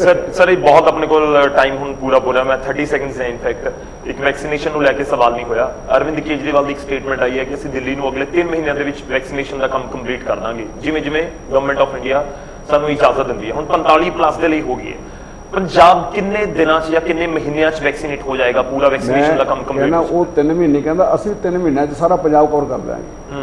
ਲੇਕਿਨ ਸਾਨੂੰ ਵੈਕਸੀਨ ਦੀ ਡੋਜ਼ ਕਿੰਨੀ ਕਪੈਸਿਟੀ, ਕਿੰਨੀ ਕੁਆਂਟੀਟੀ 'ਚ ਆਉਂਦੀ ਹੈ ਸਾਨੂੰ ਅੱਜ ਲਾਓ ਕੱਲ੍ਹ, ਅਸੀਂ ਤਾਂ ਕੱਲ੍ਹ ਤੋਂ ਸਾਡੇ ਕੋਲ ਟੀਮਾਂ ਤਿਆਰ ਬੈਠੀਆਂ ਨੇ ਜਿਹੜੀਆਂ ਸਾਡੀਆਂ। ਅਸੀਂ ਤਾਂ ਆਪਣੇ ਬੱਚਿਆਂ ਨੂੰ 17 ਦਿਨ ਦਾ ਬਕਾਇਦਾ ਕੋਰਸ ਕਰਵਾਇਆ ਇਹਦੇ ਲਈ ਕਿ ਜਿਹੜੇ ਸਾਡੇ ਸਟਾਫ BSc ਨਰਸਿੰਗ ਅਫਸਰ ਨੇ, ਅਸੀਂ 3000 ਜਿਹੜਾ ਤਕਰੀਬਨ ਹੈਲਥ ਵੈਲਨੈਸ ਸੈਂਟਰ ਵੀ ਖੋਲ੍ਹਿਆ। ਉੱਥੇ ਇੱਕ BSc ਨਰਸਿੰਗ ਅਫਸਰ ਜਿਹੜਾ ਹੈਗਾ ਉਹ ਇਸ ਗੱਲੋਂ ਪੂਰਾ ਕਾਮਯਾਬ ਹੈ ਕਿ ਉਹ ਵੈਕਸੀਨ ਲਗਾ ਸਕਦਾ ਹੈ ਜੀ। ਤੇ ਉਹ ਅਸੀਂ ਤਾਂ ਸਾਰੇ ਸੈਂਟਰ ਤੋਂ ਸ਼ੁਰੂ ਕਰ ਦਾਂਗੇ। ਅਸੀਂ 3 ਮਹੀਨੇ ਅਸੀਂ ਪੂਰਾ ਪੰਜਾਬ ਕਵਰ ਕਰ ਦਾਂਗੇ। ਦਿੱਲੀ ਇੱਕ ਛੋਟਾ ਜਿਹਾ ਸ਼ਹਿਰ ਹੈਗਾ, ਦਿੱਲੀ ਦਾ ਕੰਪੈਰੀਜ਼ਨ ਪੰਜਾਬ ਨਾਲ ਕਰਨਾ ਉਹ ਹੈ। ਇੱਕ ਪਾਸੇ ਤਾਂ ਕੇਜਰੀਵਾਲ ਸਾਹਿਬ ਦਿੱਲੀ 'ਚ ਪ੍ਰੋਟੋਕੋਲ ਦੀ ਗੱਲ ਕਰਦੇ ਨੇ, ਇੱਕ ਪਾਸੇ ਆ ਕੇ ਇੱਥੇ ਪੰਜਾਬ 'ਚ ਕਿਉਂਕਿ ਲੋਕ ਵੀ ਜਾਣਨਾ ਚਾਹੁੰਦੇ ਨੇ ਕਿ ਤੁਸੀਂ ਵਿਆਹਾਂ 'ਚ ਬੰਦੇ ਘਟਾਤੇ, ਤੁਸੀਂ ਸਕੂਲ ਕਾਲਜ ਬੰਦ ਕਰਤੇ, ਮਾਸਕ ਤੋਂ ਬਗੈਰ ਉਹ ਨਾਰੇ ਮਾਰਦੇ ਨੇ ਉੱਥੇ। ਨਹੀਂ, ਉਹਨਾਂ ਨੇ ਲੋਕਾਂ ਦੀ ਲਾਈਫ ਨਾਲ ਖਿਲਵਾੜ ਨਹੀਂ ਕੀਤਾ। ਜਦੋਂ ਇਹ ਜਿਹੜੀ ਐਡਵਾਈਜ਼ਰੀ ਜਾਰੀ ਪਰ ਤੁਹਾਡੇ ਕੋਲ ਸਵਾਲ ਹੈ ਗੌਰਵ ਦਾ, ਬਿਲਕੁਲ ਸਮਾਂ ਬਹੁਤ ਘੱਟ ਹੈ ਤੁਹਾਡੇ ਕੋਲ, ਕਿ ਅਗਲਾ ਸਾਲ ਰੈਲੀਆਂ ਨਾਲ ਭਰਪੂਰ ਰਹਿਣ ਵਾਲਾ ਹੈ। ਇੱਕ ਅੱਜ ਤੁਸੀਂ ਵੀ ਤਾਂ ਕਰਦਾ, ਤੁਸੀਂ ਕਿੱਦਾਂ ਮੈਨੇਜ ਕਰੋਗੇ? ਸਾਡੀ ਪਾਰਟੀ ਨੇ ਅਗਲੇ 14 ਦਿਨਾਂ ਲਈ, ਅਸੀਂ ਜਦੋਂ ਬਹੁਤ ਜ਼ਿਆਦਾ ਕੋਵਿਡ ਦਾ ਹੋ ਗਿਆ ਸੀ, ਅਸੀਂ 14 ਦਿਨ ਆਪਣੇ ਸਾਰੇ ਐਕਟੀਵਿਟੀ ਬੰਦ ਕਰਤੀਆਂ। ਲੇਕਿਨ ਅਸੀਂ ਜੇਕਰ ਹੁਣ ਵੀ ਕੋਵਿਡ-22 ਦੀ ਕੰਟਰੋਲ 'ਚ ਇਸ ਤਰ੍ਹਾਂ ਰਹਿੰਦਾ ਹੈ ਤਾਂ ਅਸੀਂ ਬਿਲਕੁਲ ਨਹੀਂ ਕਰਾਂਗੇ ਜੀ। ਉਹ ਵੀ ਕੁਝ ਕਹਿਣਾ ਚਾਹੀਏ ਸੋਨੀ ਸਾਹਿਬ? ਮੈਂ ਤਾਂ ਕਹਿ ਰਿਹਾ ਜੋ ਸਰਕਾਰ ਨੇ 4 ਸਾਲਾਂ 'ਚ ਕੰਮ ਕੀਤੇ ਪੰਜਾਬ ਸਰਕਾਰ ਨੇ, ਇਹ ਕੇਸੀਆਲ ਜੋ ਮਰਜ਼ੀ ਕਰੇ। ਸੋ ਪਹਿਲੋਂ ਤੇ ਜਿਹੜੇ ਸਾਡੇ ਅਸੀਂ ਵਾਅਦੇ ਕੀਤੇ ਸੀ ਲੋਕਾਂ ਨਾਲ, ਜੋ ਸਾਡਾ ਮੈਨੀਫੈਸਟੋ ਉਸ ਵੇਲੇ ਅੱਜ ਤੋਂ 4 ਸਾਲ ਪਹਿਲੋਂ ਇਲੈਕਸ਼ਨਾਂ ਤੋਂ ਪਹਿਲੋਂ ਅਸੀਂ ਲੋਕਾਂ ਨੂੰ ਕਿਹਾ ਸੀਗਾ, ਅਸੀਂ 85% CM ਸਾਹਿਬ ਨੇ ਉਹ ਲੋਕਾਂ ਦੇ ਜਿਹੜੇ ਵਾਅਦੇ ਕੀਤੇ ਸੀ ਉਹ ਪੂਰੇ ਕੀਤੇ ਨੇ। ਸੋ ਬੜੀ ਵੱਡੀ ਇਹ ਸਰਕਾਰ ਦੀ ਪ੍ਰਾਪਤੀ, ਜੋ ਸਾਡੇ ਸਟਾਰਟਿੰਗ ਤੇ ਜੋ ਸਾਡੇ ਖਜ਼ਾਨੇ 'ਚ ਫਾਈਨਾਂਸ ਦਾ ਸਾਡਾ ਹਾਲ ਸੀ, ਫਿਰ ਵੀ ਮੈਂ ਸਮਝਦਾ CM ਸਾਹਿਬ ਦੀ, ਸਾਡੇ ਫਾਈਨਾਂਸ ਮਿਨਿਸਟਰ ਦੀ ਬੜੀ ਹਿੰਮਤ ਆ ਕਿ ਅਸੀਂ 85% ਵਾਅਦੇ ਉਹ ਪੂਰੇ ਕੀਤੇ ਨੇ। ਸੋ ਇੱਕ ਸਾਲ ਜਿਹੜਾ ਬਕਾਇਆ ਬਚਿਆ ਉਹਦੇ 'ਚ ਕਿਸੇ ਤਰ੍ਹਾਂ ਦਾ ਕੰਮ ਤੁਸੀਂ ਕੰਸਿਸਟੈਂਸੀ ਵਾਈਜ਼ ਲੈ ਲਓ। ਅਸੀਂ ਆਪਣੀ ਕੰਸਿਸਟੈਂਸੀ ਜੇ ਗੱਲ ਕਰੀਏ ਤੇ ਅਸੀਂ ਲੋਕਾਂ ਦੇ ਡਿਵੈਲਪਮੈਂਟ ਦੇ ਕੰਮ, ਚਲੋ ਵੀ ਸੋਨੀ ਜੀ ਉਮੀਦ ਇਹੀ ਕਰਦੇ ਆ ਕਿ ਆਪਣੇ ਮਾਫੀ ਚਾਹੂੰਗਾ, ਸਮਾਂ ਖਤਮ ਹੋ ਚੱਲਿਆ। ਅਗਲਾ 1 ਸਾਲ ਬੜਾ ਇੰਪੋਰਟੈਂਟ ਮੈਨੂੰ ਲੱਗਦਾ ਕਿ ਤੁਹਾਡੇ ਜਿਹੜੇ ਡਿਪਾਰਟਮੈਂਟ ਹੈਗੇ ਨੇ ਉਹਨਾਂ ਦੇ ਲਈ ਸਭ ਤੋਂ ਵੱਡੀ ਚੁਣੌਤੀ ਹੋਏਗੀ। ਇਸ ਸਾਲ ਵੀ ਪੂਰਾ ਆਪਣੇ ਲੱਗ ਰਿਹਾ ਜਿਵੇਂ ਆਪਾਂ 2020 ਕੱਢੇ। ਮੈਂ ਤੁਹਾਡੇ ਲਈ ਇੱਕ ਬੜੀ ਵੱਡੀ ਦੱਸਣਾ ਚਾਹੁੰਦਾ, ਜਿਹੜਾ ਸਾਡਾ ਸੁਰੱਖਿਅਤ ਬੀਮਾ ਯੋਜਨਾ ਹੈਗੀ ਹੈ, ਜਿਹਦੇ ਵਿੱਚ ਅਸੀਂ ਤਕਰੀਬਨ 6 ਲੱਖ ਲੋਕਾਂ ਨੂੰ ਬਹੁਤ ਵੱਡਾ 680 ਕਰੋੜ ਦਾ ਜਿਹੜਾ ਉਹਨਾਂ ਇਲਾਜ ਸੀ ਉਹ ਫ੍ਰੀ ਕਰਵਾਇਆ। ਅੱਜ ਸਾਡੀ ਜਿਹੜੀ ਪਾਰਟੀ ਦੀ OPD ਹੈਗੀ ਆ ਉਹ 38 ਤੋਂ 40,000 ਐਵਰੇਜ ਆ ਰਹੀ ਹੈ ਪੂਰੇ ਪੰਜਾਬ ਦੇ ਵਿੱਚ। ਯਾਨੀ ਕਿ ਅਸੀਂ ਆਪਣਾ ਸਟਰੈਂਥਨ ਇੰਨਾ ਕੀਤਾ, ਡਿਪਾਰਟਮੈਂਟ ਨੂੰ ਇੰਨਾ ਵਧਾਇਆ ਹੈਗਾ ਕਿ ਪੰਜਾਬ ਦੇ ਬਲਬੀਰ ਸਿੱਧੂ ਜੀ, ਮਾਫ਼ ਕੈਪਟਨ ਕਰਨਾ, ਸਮਝ ਨਹੀਂ ਅਮਰਿੰਦਰ ਚਾਹਤੇ, ਸਿੰਘ ਦੀ ਉਮੀਦ ਇਹੀ ਸਰਕਾਰ ਕਰਦੇ ਹਾਂ ਕਿ ਕੋਈ ਤੁਸੀਂ complete ਸਾਰੀ ਹਾਂ, ਤੁਸੀਂ ਕੈਪਟਨ ਮੈਂ ਦੀ ਸਰਕਾਰ ਨੇ ਜਿੰਨੇ ਲੋਕਾਂ ਨਾਲ ਵਾਅਦੇ ਕੀਤੇ ਅਸੀਂ ਸਾਰੇ ਕੱਲਾ ਪੂਰਾ ਕਰਾਂਗੇ ਤੁਸੀਂ- ਔਰ ਦੁਬਾਰੇ ਸਰਕਾਰ ਜੀ ਕੈਪਟਨ ਸਰ। ਤੁਸੀਂ ਫਿਰ ਬਣ ਲਈ ਹੈ ਪੰਜਾਬ ਦੀ। ਤੁਸੀਂ ਵੇਖੋ ਅਸੀਂ ਥੋੜੇ ਚਿਰ 'ਚ ਅਸੀਂ ਬਠਿੰਡਾ ਏਮ ਜਿਹੜਾ ਉਹ ਸਟਾਰਟ ਕਰ ਲਿਆ, ਸਰਕਾਰ ਨੇ ਕਰਵਾ ਦਿੱਤਾ। ਸੋ ਕਿੱਦਾਂ ਉਹਦਾ ਲੋਕਾਂ ਨੂੰ ਬੈਨੀਫਿਟ ਮਿਲਿਆ। ਸੋ ਨਾਲ ਅਸੀਂ ਫਿਰੋਜ਼ਪੁਰ 'ਚ ਪੀਜੀਆਈ ਦੀ ਸੈਟਲਾਈਟ ਜਿਹੜੀ ਆ ਉੱਥੇ ਅਸੀਂ ਚਾਲੂ ਕਰ ਰਹੇ ਆ। ਮੁੱਲਾਂਪੁਰ ਫਿਰ ਉਹਦੇ ਨਾਲ ਅਸੀਂ ਅੰਮ੍ਰਿਤਸਰ 'ਚ 120 ਕਰੋੜ ਦੀ ਲਾਗਤ ਨਾਲ ਜਿਹੜਾ ਹੈ ਸਟੇਟ ਕੈਂਸਰ ਇੰਸਟੀਚਿਊਟ ਜਿਹੜਾ ਉਹ ਅਸੀਂ 3-4 ਮਹੀਨਿਆਂ 'ਚ ਅਸੀਂ ਸਟਾਰਟ ਕਰ ਦੇਣਾ।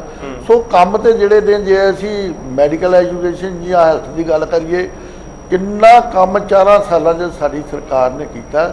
ਸੋ ਮੈਂ ਸਮਝਣਾ ਕੋਈ ਸਾਨ ਨਹੀਂ, ਅਸੀਂ ਲੋਕਾਂ ਨਾਲ ਵਾਅਦੇ ਕੀਤੇ। ਨਹੀਂ, ਬਿਲਕੁਲ, ਸਾਡਾ ਬਿਲਕੁਲ। ਫਰਜ਼ ਵੀ ਬਣਦਾ ਸਾਡੀ duty ਕਿ ਸੀ। ਅਸੀਂ ਲੋਕਾਂ ਦੀਆਂ ਆਸਾਂ ਉਮੀਦਾਂ ਦੇ ਖਰੇ ਉਤਰੀਏ, ਅਸੀਂ ਪੰਜਾਬ ਨੂੰ ਅੱਗੇ ਲੈ ਕੇ ਜਾਈਏ। ਸੋ ਇਹੋ ਸਾਡਾ ਸਾਰਿਆਂ ਦਾ ਫਰਜ਼ ਬਣਦਾ। ਜੀ ਚਲੋ ਬਿਲਕੁਲ। ਤੇ ਸ਼ੁਕਰੀਆ ਸਰ, ਜਿਵੇਂ ਬਹੁਤ ਬਹੁਤ ਧੰਨਵਾਦ ਸਾਡੇ ਨਾਲ ਜੁੜਨ ਦੇ ਲਈ, ਇਸ ਪੂਰੀ Thank you. ਗੱਲਬਾਤ ਦੇ ਵਿੱਚ ਸ਼ਾਮਲ ਹੋਣ ਦੇ ਲਈ। ਕਿਉਂਕਿ ਮੈਂ ਇਹ ਵੀ ਕਹਿ ਰਿਹਾ ਸੀ ਕਿ ਅਗਲਾ ਸਾਲ ਤਾਂ ਇਹ ਹੈ ਕਿ ਪੂਰਾ ਕੋਵਿਡ ਦੀ ਇੱਕ ਚੁਣੌਤੀ ਹੈ, ਤੇ ਦੂਜੇ ਪਾਸੇ ਚੁਣੌਤੀ ਇਹ ਵੀ ਹੋਵੇਗੀ ਕਿਉਂਕਿ ਆਮ ਆਦਮੀ ਪਾਰਟੀ ਬਿਜਲੀ ਪਾਣੀ ਦੇ ਮੁੱਦੇ ਨਾਲ ਹੈਲਥ ਦਾ ਬਹੁਤ ਜ਼ਿਕਰ ਕਰਦੀ ਹੈ। ਬਿਲਕੁਲ, ਕਿਉਂਕਿ ਤੁਹਾਡੇ ਮਹਿਕਮੇ ਬਾਰ-ਬਾਰ ਅਸੀਂ ਜ਼ਿਕਰ ਕਰ ਰਹੇ ਹਾਂ ਕਿ ਤੁਹਾਡੇ ਲਈ ਜੋ ਹੈ ਚੁਣੌਤੀ ਭਰਿਆ ਸਮਾਂ ਰਹਿਣ ਵਾਲਾ ਹੈ। ਓਪੀ ਸੋਨੀ ਜੀ, ਬਹੁਤ-ਬਹੁਤ ਸ਼ੁਕਰੀਆ ਸਾਡੇ ਨਾਲ ਜੁੜਨ ਦੇ ਲਈ। ਬਲਬੀਰ ਸਿੱਧੂ ਜੀ, ਬਹੁਤ-ਬਹੁਤ ਤੁਹਾਡਾ ਵੀ ਧੰਨਵਾਦ। ਤਾਂ ਫਿਲਹਾਲ ਤੁਸੀਂ ਬੈਠ ਜਾਓ ਇੱਕ ਮਿੰਟ ਦੇ ਲਈ। ਕਹਿ ਤਾਂ ਇਹੀ ਰਹੇ ਨੇ ਕਿ ਜੋ 4 ਸਾਲ ਰਹੇ ਨੇ ਉਹ 3 ਸਾਲ ਇੱਕ ਪਾਸੇ ਤੇ 1 ਸਾਲ ਦੇ ਵਿੱਚ ਚੁਣੌਤੀਆਂ ਅਸੀਂ ਨਜਿੱਠੀਆਂ ਤੇ ਅਗਲੇ 1 ਸਾਲ ਦੇ ਵਿੱਚ ਵੀ ਅਸੀਂ ਇਸੇ ਤਰ੍ਹਾਂ ਨਜਿੱਠਾਂਗੇ। ਉਮੀਦ ਅਸੀਂ ਵੀ ਇਹੀ ਕਰਦੇ ਹਾਂ ਕਿ ਕੋਰੋਨਾ ਦੇ ਕਹਿਰ ਤੋਂ ਜਲਦੀ ਰਾਹਤ ਮਿਲੇਗੀ, ਪੰਜਾਬ ਦੁਬਾਰਾ ਹੱਸਦਾ ਖੇਡਦਾ, ਪੂਰਾ ਦੇਸ਼ ਦੁਨੀਆ ਹੱਸਦਾ ਖੇਡਦਾ ਹੋਵੇਗਾ। ਅੱਗੇ ਇਸੇ ਤਰ੍ਹਾਂ ਜੋ ਹੈ ਸੈਸ਼ਨ ਲੀਡ ਕਰਦੇ ਰਹਿਣਗੇ। Over to you Navjot. Thank you distinguish. विश्वास है